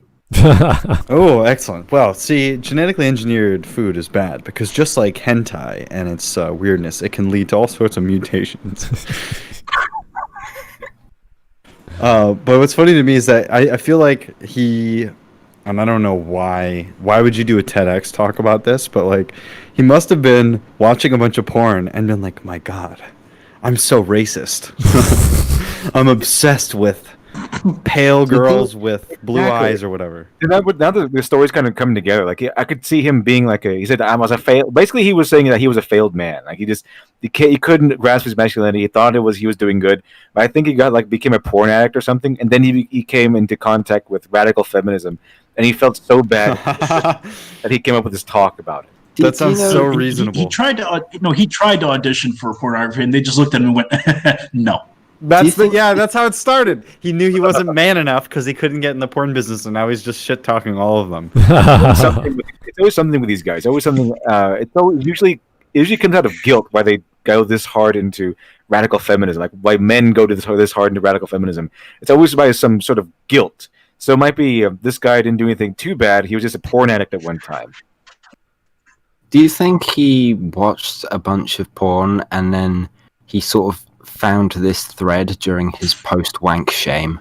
Yeah, that's exactly what I was saying. You know, like you've done your time Yeah. with pornography, and it's like you've been unplugged from the Matrix. No. He probably watched probably watched porn before this, and it got so ingrained in his mind that he's going off topic, and his people are standing in the background going, "What is he doing? What is he doing?" He's like, no, don't worry, he'll get back on topic, and it just keeps getting progressively worse and worse. That should be. What opened my eyes to radical feminism is I clicked on a video involving 2 young girls in a paper cup, and they go, no, stop. It should be, that sounds like a bit, like somebody that goes to give a TEDx talk, and a multi-part sketch. Yeah, instead of that, they're like, all right, I'm here to talk today about how African damming is an important thing to leading to hydroelectric power, but then he just keeps talking about porn or something, or I don't know what it is. He keeps talking about how much he loves smoking cigars or something like that and getting his feet rubbed, and it just like is recurrent, like every single time that he's going to branch off to something else. But I wonder if he's going to come up with something else. Do you think that he's going to have another topic, or is he just going to ride out pornography and? It's so well, we're 10 minutes into a 15-minute video. Left, Yeah, so I doubt it. Here's a joke crazy. I don't know who Project Melody is, but let's invite it. I don't know. All these terms I don't know, guys. Come on, you gotta help me out here. VTuber. Yeah, we'll invite a VTuber on. And Oh, really? Will be the least interesting. You know, everybody will just fawn over the VTuber. Oh dear. Unless they bring fans over, and then you can make $1,000 every 10 minutes. Like they. True. All right, let's keep going. I want to know how I'm racist for watching porn. Sexist and racist both in the production of pornography, how women are treated in the Really? industry, as well as in the images it produces as well. If we are serious about justice, we must challenge the pornography industry. But let's face it. What? How do you challenge the pornography industry? Like, what would you do? We're limiting the genre of amount of videos that come out within a month to 1. So everyone has to make the best black-on-black porn ever. It's like, oh. You want to go after pornography, you're going to have to go up against the internet, and my money is going to be on the. If the government, government went up against the internet, my money would still be on the internet. Okay. Well, the internet's always going to win, hands down. It's literally the world. Look, you're not going to win against the porn industry. Every single person in the world watches porn if they have an internet connection. This is still a bit more believable because I thought he was attacking male biology, but now he's just attacking the porn industry. We just don't know where or how. Can you imagine just taking on an entire industry? It's like, what? I remember at some point there was a thing about Germany trying to make feminist porn that was being financed by the government. Okay. It was being paid for by taxes. I heard about that too. I remember that. Yeah, that was subsidized feminist porn, really. Yep, that was a thing. Oh boy, that's a history lesson I missed. God bless Germany. Pornography is popular with men, especially because it works. It produces very intense, pleasurable experience. I mean, he's not wrong. It just works. Yeah. I mean, all evidence points to it does work. It works really well. He points on the screen. He's like, "Look at these fat titties. Doesn't that work?" You could easily turn that into a Todd Howard quote. It just works. It just works. He shows up on the screen. He's like, all right. Sorry, this is so stupid. By a raise of dicks, how many people here agree this is working for them? Oh, come on, get him up. Anyway, porn is bad, but look at this position. It's really working for them. I didn't have enough alcohol for this. It's basically saying porn is bad, but we can't fight it. Okay. Thanks, we got that. We have to stop bullets from killing people, but man, it's so efficient. Fortunately for him, it's freedom means that it's not the government's job to keep us moral. It's the government's job to keep society in line. It's the government's job to keep society from destroying itself and keep order. but it's not necessarily their job to keep the people moral. sorry for you male feminist types. Oh, that was wonderful from Maggie Mae Fish yesterday or before about talking the society exists to destroy itself. I was like, whoa, what? Because state enforced morality is not really morality. You don't have a choice in the matter. Especially if you're subsidizing. State enforced morality is called, the law. Yeah, but if you don't, you might want to kill somebody and then you can't because of law. But that's good because society being it's orderly. But if you want to and you think and you would, not because, but you don't, not because you know it's wrong, but because it's against the law. You don't want the consequences. Then you're not being a moral person. You're just being a guy who doesn't want to suffer consequences. Now, someone who would want to kill but chooses not to, not because of the consequences, but because they know it's wrong, and that's moral. That's morality. Okay, here's That's So Skiven. Challenge the pawn to a circle jerk. Not every actor in the industry could probably do that, but okay. John Lemley, I'm getting big shut it down energy from this. I don't know. Anyone trying to whatever you consider taking on industry sort of rally cry, you're like, okay, that's ambitious, but can you give us a bit more details as to why? Because I don't think billion-dollar industries are going to change just because. Usually, when you go against something, it's like a specific corporation. It's not an entire industry. Yeah, you want to take for example, down. You couldn't go. You could go against a specific games company, but you couldn't go against all games companies. Right, like you wouldn't shut down oil. That's gigantic. You would attack this one company doing this one thing, like polluting a certain pond or something like that. You'd be like, oh, okay. Mm-hmm. Yeah. Here's Punished Berserker. You try to take my wholesome entai, you get the blood eagle. Sit your behind down before something bad happens to you. Soy journo, yeah.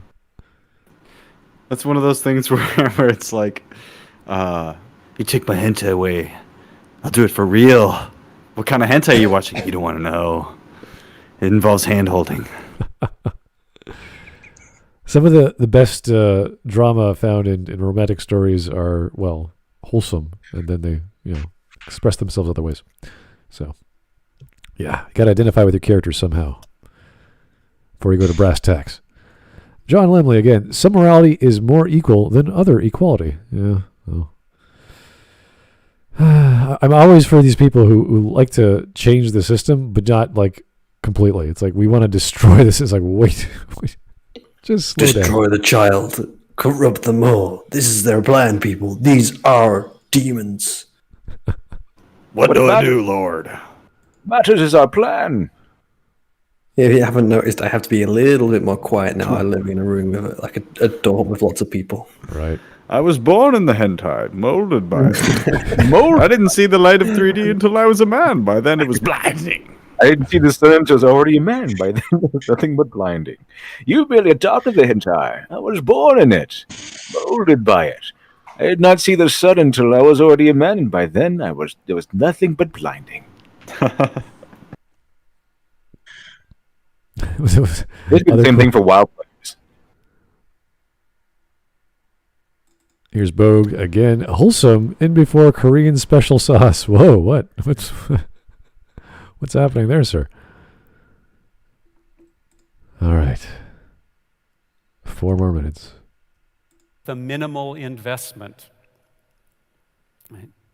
But when our own sexuality is it's so what your audience tied has in your to speech right now, the a use of minimal investment. objectified female bodies in pornography, when our own sexuality is so dependent on a sense of control over women, we lose out on the possibility of a deeper, richer, and more meaningful sense of intimacy. Okay, what kind of porn is this guy watching? Is it like dominatrix porn? Is that? Yeah. Guys trying to get a grant or something? Because it reminds me of what Filoni had to do in front of all those like that women's conference. He had to denigrate the fans and say that Leia was so awesome and that Luke was terrible. But he did that so he could get a show and everything. This reminds me, is this guy trying to get a grant or some research money, or what is he trying to do here? Well, at this point, he's not talking about porn. He's talking more about relationships, and porn is very different to a relationship. Maybe not to this guy. It's all the same. Sorry, I'm fucking with Mike's, and it's being really it's fiddly right now. It's trying to fall over. Well, you sound great, Shiny, so don't worry about it. You're doing well. Now, you might be asking, what does that look like? So let me now describe for you in some detail No, I wasn't. my own non-pornographic sexual practices. Okay. No, don't worry.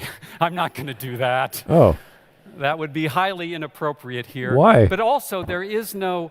It's non-pornographic. You could express it in the most mundane way. What's wrong with... No, never mind.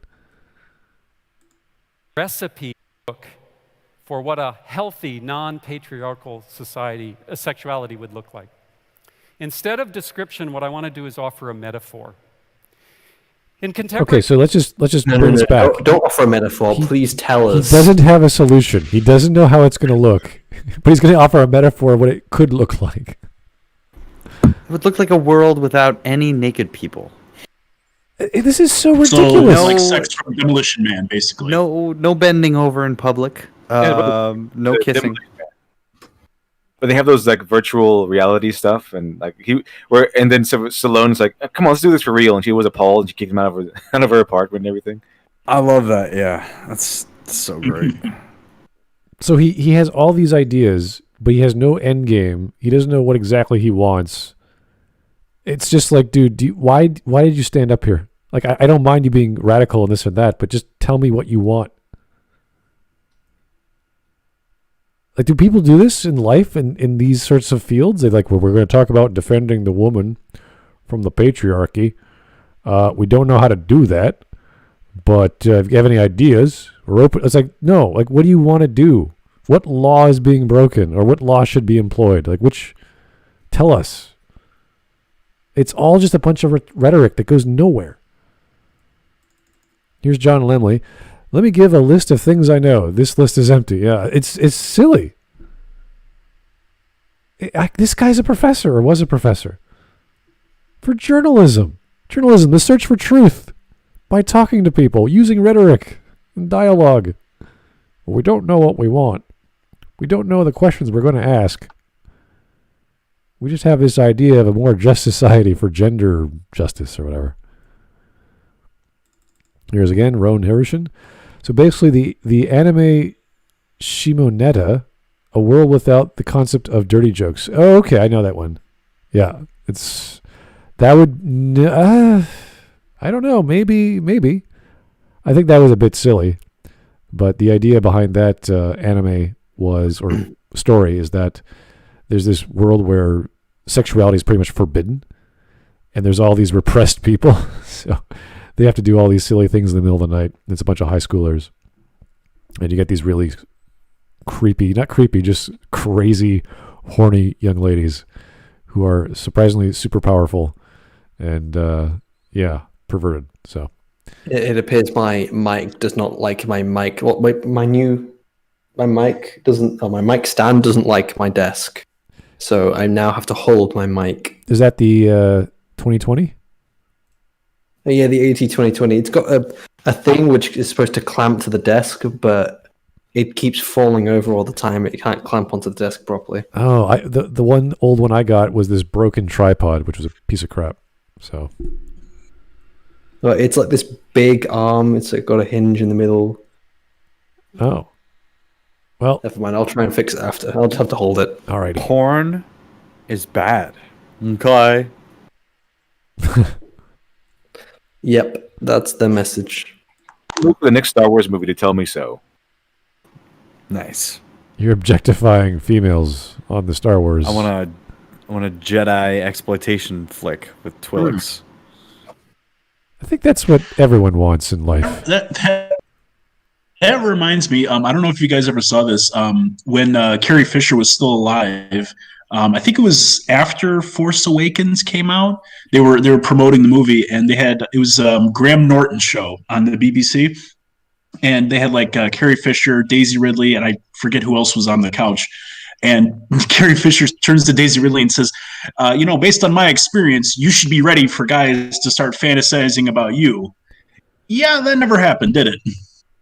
Oh yeah, you'd be surprised. Well, I'm sure there is, but they never did it in the film.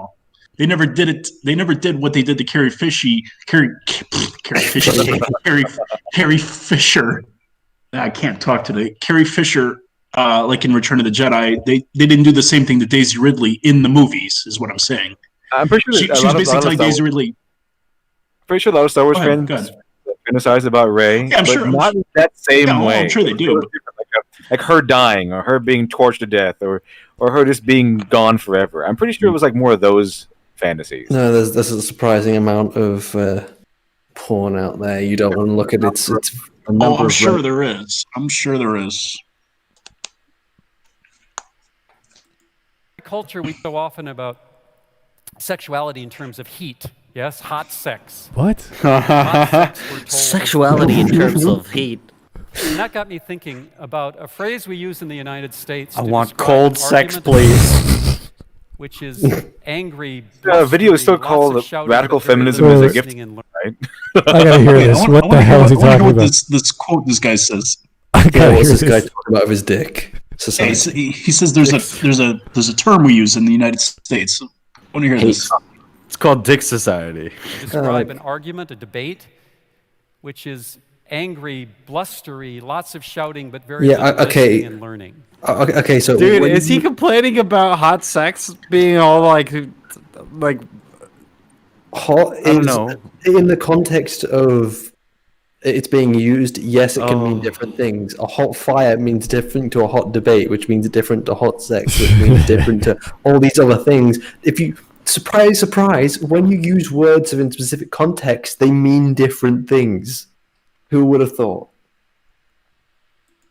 We often say such a debate produced more heat than light.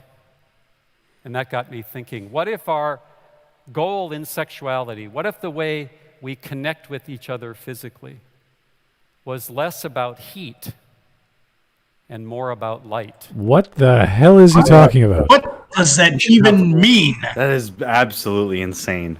Okay, if you say the words light sex, it has a completely different connotation. Light sex is like a gentle cup. It's Soft core. one Soft girl, core. no cup.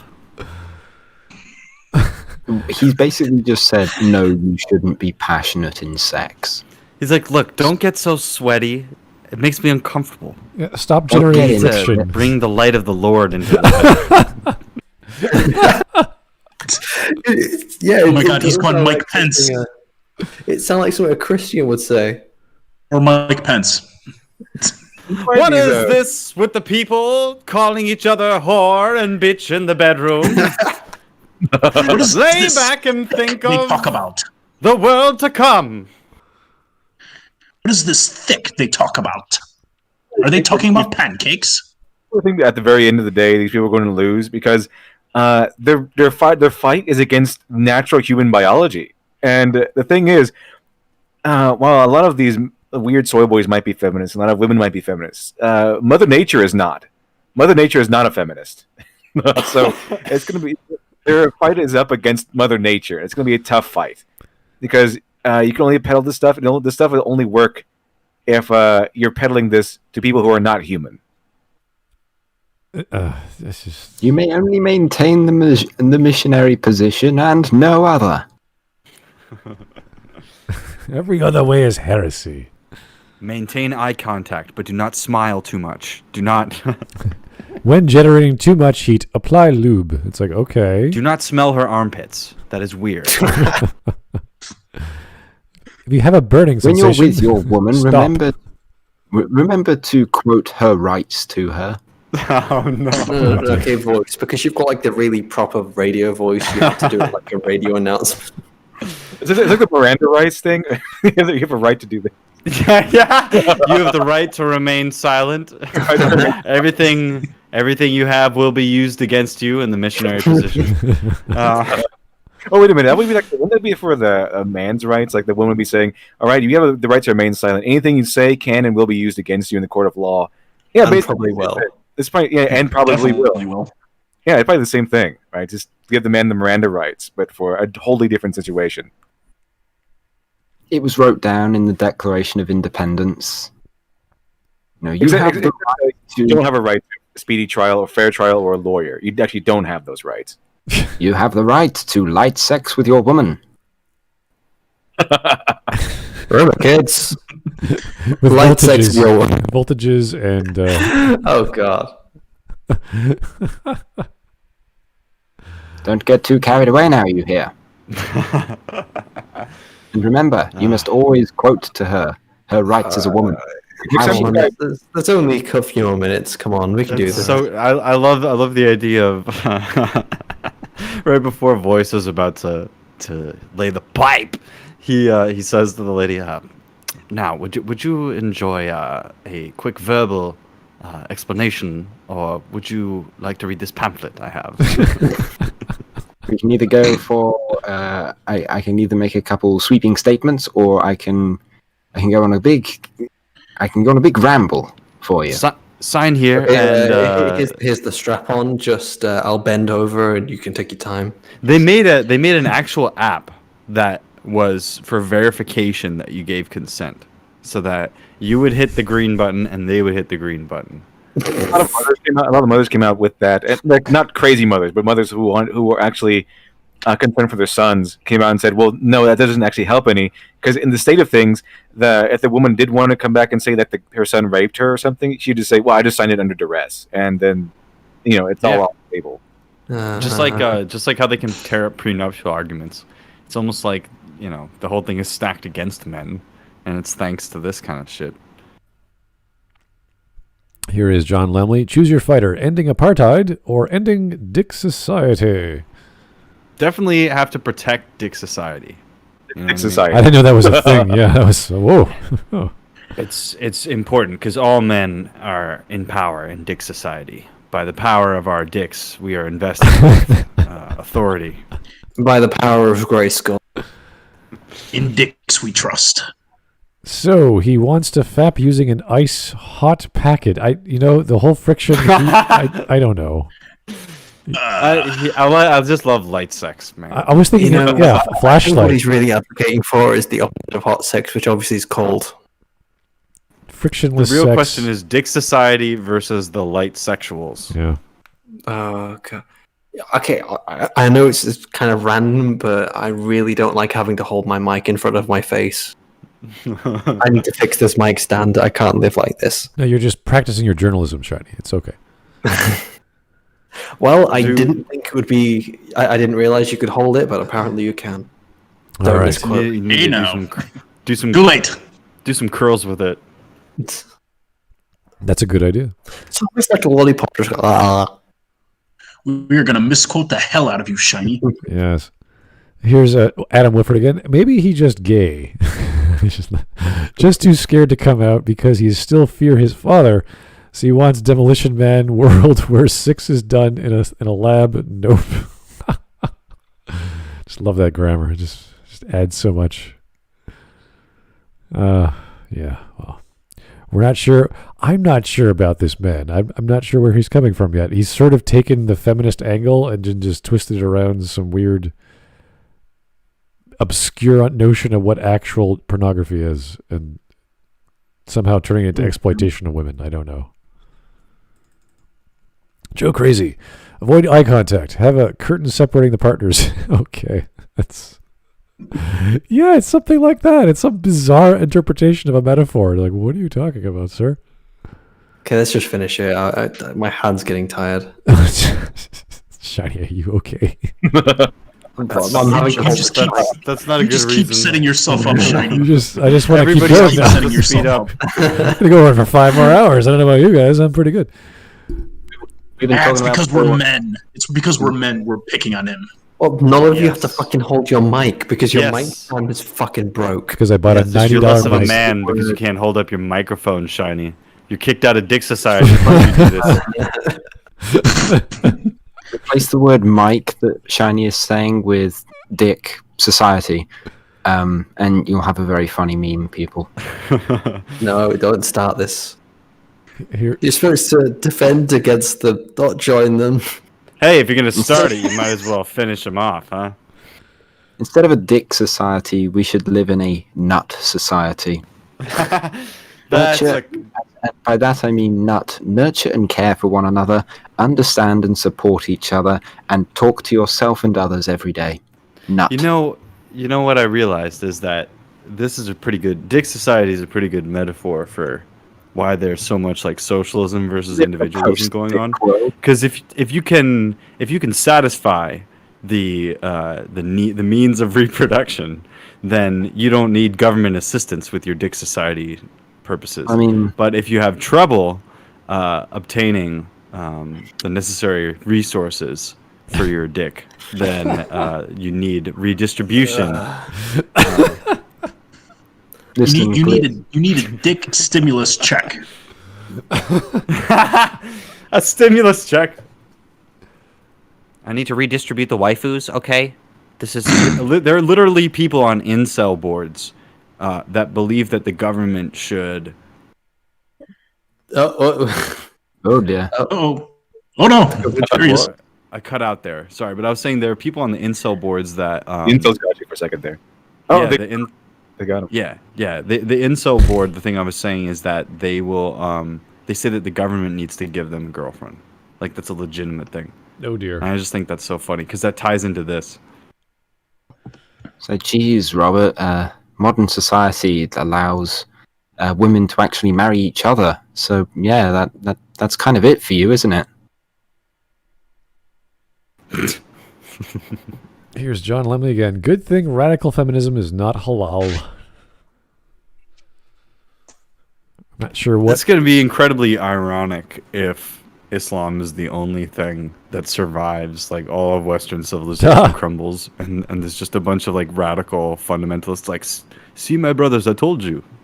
The infidels would destroy have to wait. themselves over time. Very good, my brother. We will build a new dick society. So, get your wife to cook us a meal. Which wife? Number 42. What is her name, brother? I don't know. 42. How do you tell them apart? The numbers on their backs. Yeah, I saw that Jeff Dunham special too. Oh my god, that's so funny. Yeah. And here's Fairy Joker. Sir, I couldn't be there, but it seems like fun. Fairy Joker, this is all your fault, just so you know. This is the man who chose it, and he didn't bother to show up for it. So that's him. That's the person you should point and scream and throw rocks at. Punish Berserker. Shiny's weak British hands can't hold a mic. Sad. Yeah, Ooh. needs to come to America. Get a real mic. You would have thought, Shiny would have a mic built into his helmet. It's too bad. It's too bad that Shiny doesn't have a girlfriend, because then he could just force her to hold the microphone up. In his territory. Yeah. Right, well, now the stand. Here's Joe Crazy. Shiny and Robert have something in common now. Their arms are tired. I'm also tired of him. Dick. Okay, let's keep going. 3 more minutes. What if the way we touch was not in search of desperate search of hot sex, but in search of that light that can illuminate self and others? I'm sorry. He sounds like a Christian. What he is sounds he? like a minister. He's like, what if you weren't trying to bang your girl while you dunk her head in the toilet? He sounds like a cult leader. Glib, why do you put your foot on your girlfriend's face? It's not the light that's in with. Shut up! This is Dick Society. And remember, folks, this is about radical feminism. Yep. You remember to have light sex with the Lord, and you get a woman in bed, and then you're there, and you go Domo neso eto poto, Oh, holding your rosary. Yeah, This actually sounds way better. He could than actually what this be a guy's describing. fundamentalist, but it's the same argument regardless. He's saying the same shit. No, yeah. What's funny is that there's like if you get a really seasoned priest or whatever who's just seen everything, he's like, yeah, I know. You're all sinners. I see it now. I get it. You're probably a degenerate yourself. You know what I mean? Like, hey, you just pray or whatever. Dick society. Have a drink. Pray to God for forgiveness, because I won't forgive you. I'm not that great. Oh boy, John Lemley. The fish and this man want to seize the means of production of Dick Society. The fish? The Maggie May fish? The MMF? Ugh. I would love to have her on the show. Yeah, Maggie May Fish. that would be On this show. I mean, that would. I don't know. I think we'd short circuit our brains. I think we'd just be like in awe.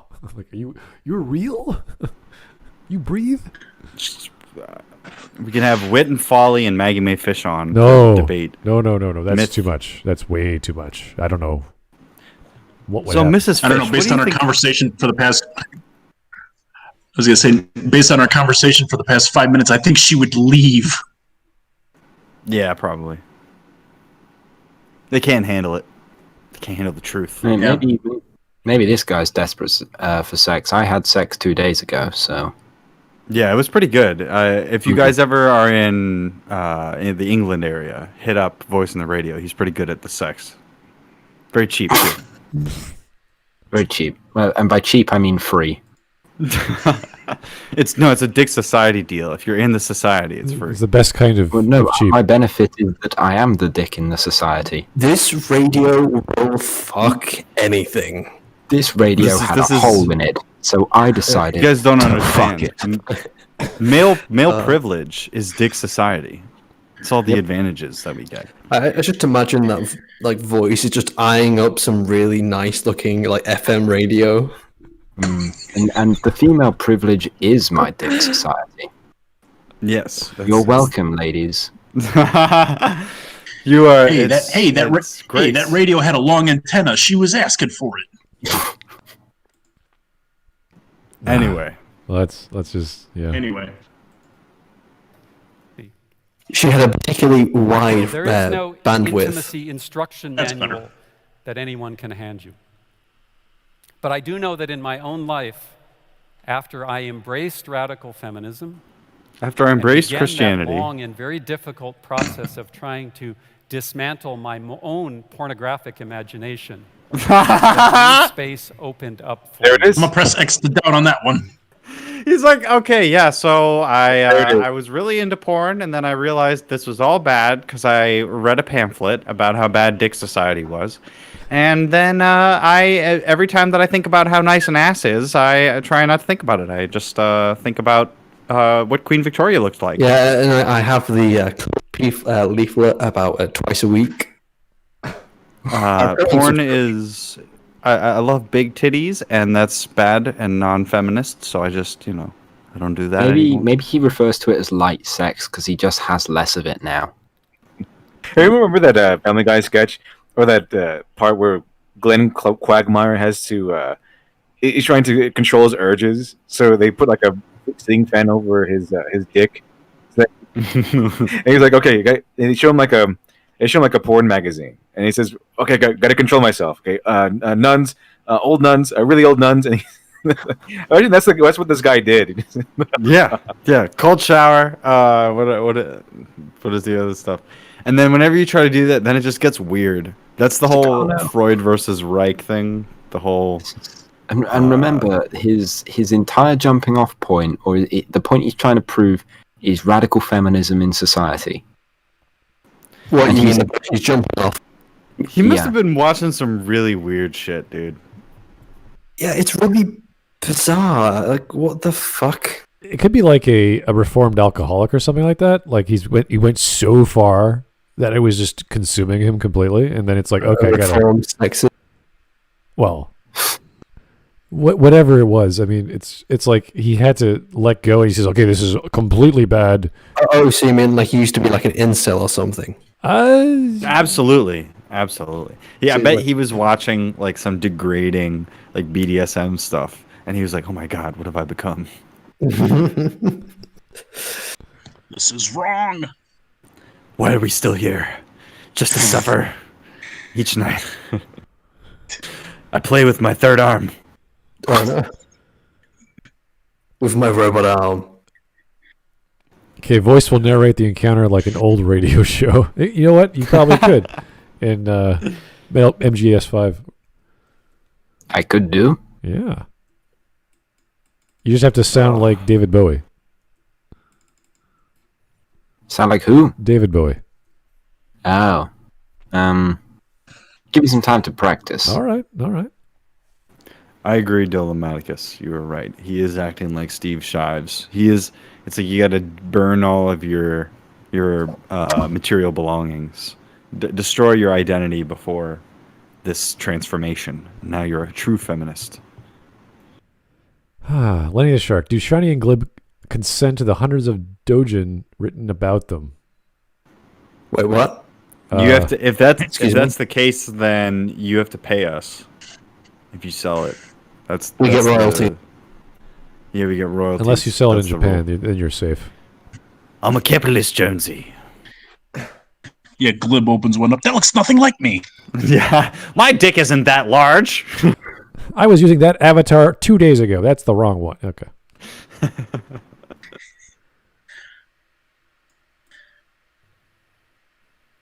That's the argument from self-interest, that if we want to be fully human, that is, if we want to go beyond just chasing pleasure, we have to critique the way we've been socialized to see women as objectified female bodies for our sexual pleasure.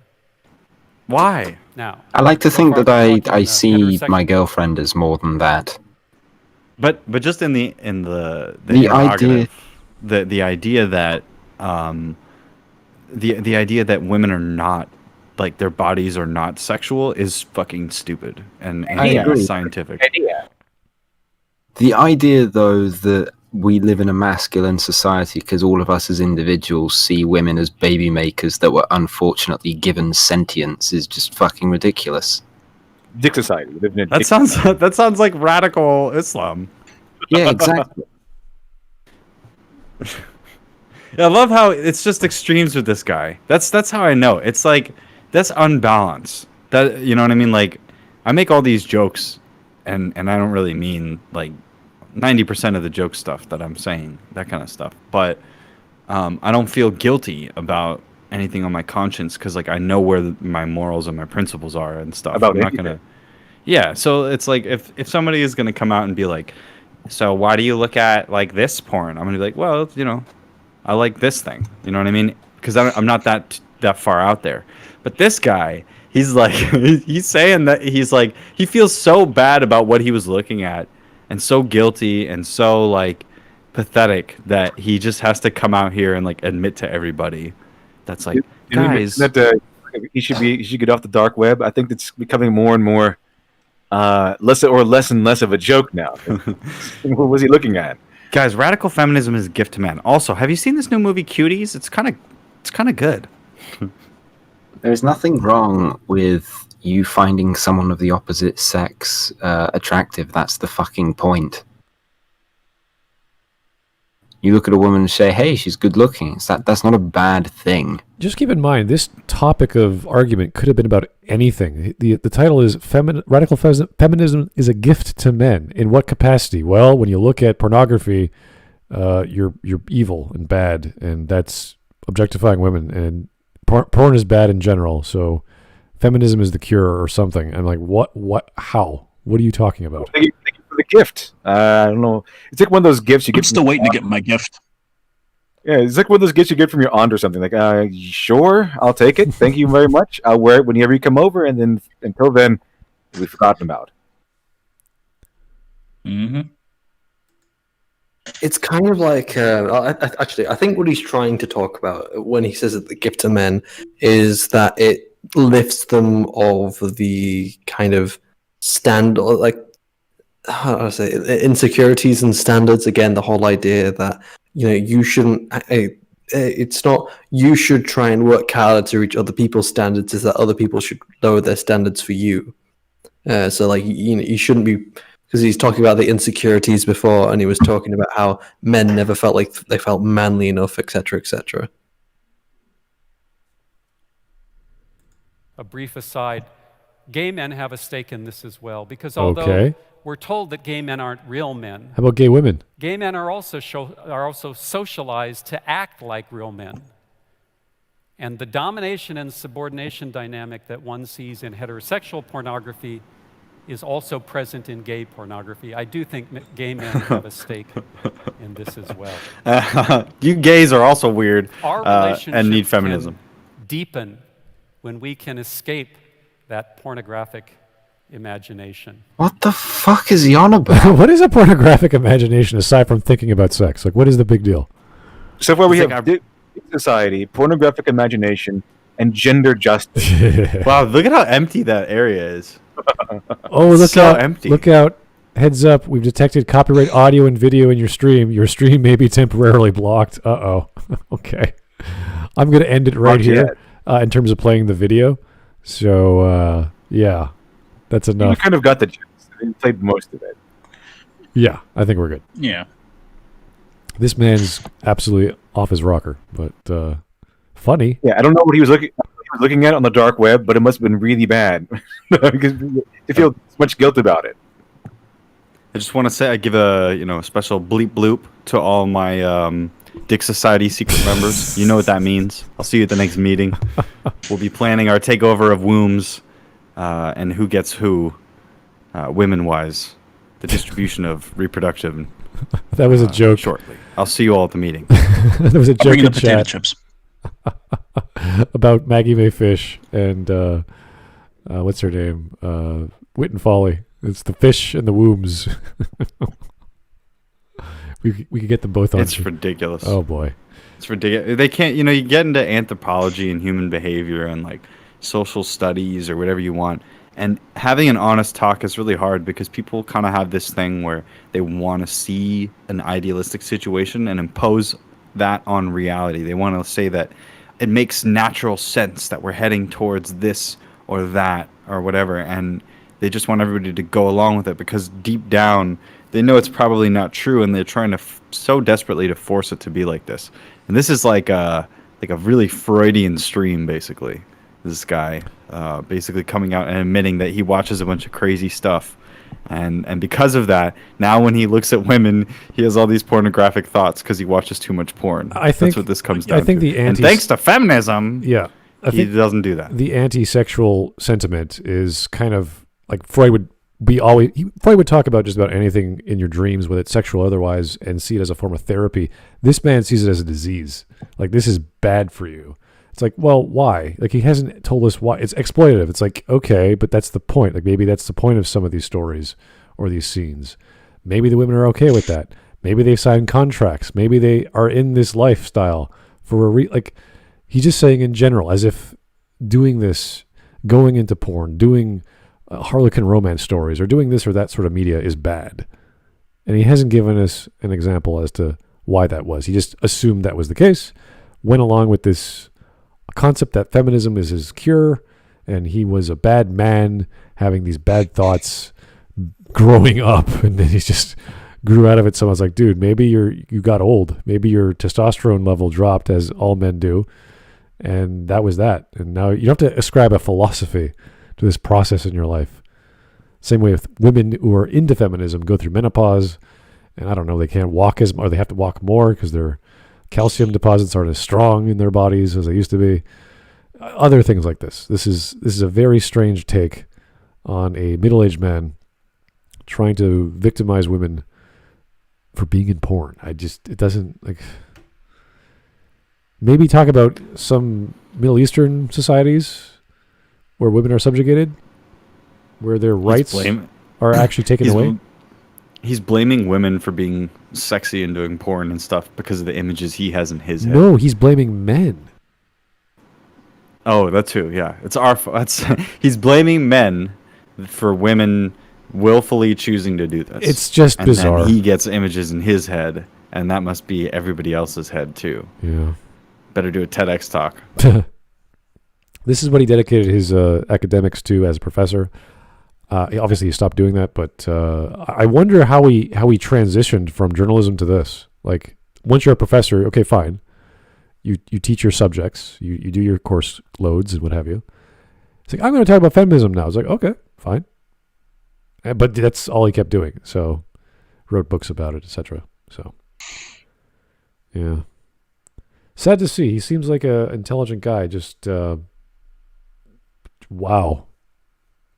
I've never met a journalism, because journalists, or rather journalist professors, I've met a few. Wait. He seems like an intelligent guy. We were just watching the same video. Well, I mean, anyone who studies journalism is out for the truth. I've met students in journalism. I met some professors in journalism. I think, Shani, if you're going, I don't know what your university is like, but I'm sure you have multiple courses. If it's Polytech or what have you. No, I only have one.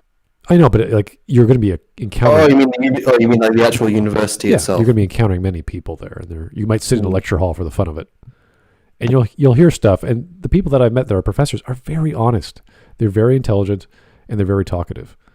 And this guy seems like he's sort of worn out, like something happened to him, and he's tired, and he's trying to articulate an idea which he doesn't have much passion.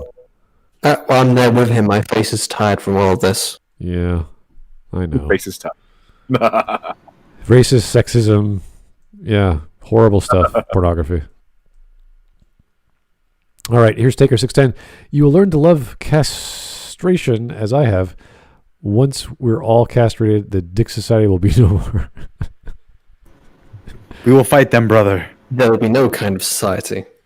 Protect your dicks, ladies and gentlemen. Yes. Hide your kids, hide your wife. Remember to keep your nose clean and watch your dicks. It's a great way to end this episode. Yeah. Thanks for tuning in, guys. We appreciate it. That was brought to us by Fairy Joker. I don't know who recommended the video, but Fairy Joker voted on it.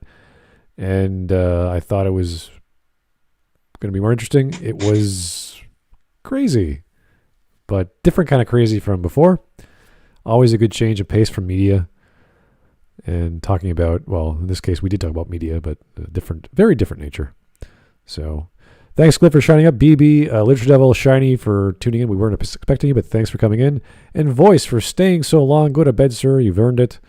And thanks to all the super chats. Thanks to everyone in the chat. You guys have been great. And keep coming with those suggestions. We're always voting every day. Sometimes at the last minute to make sure we get the right one to watch. So, talk to you guys soon. We'll figure out a movie night and a game night real soon as well. And take it easy.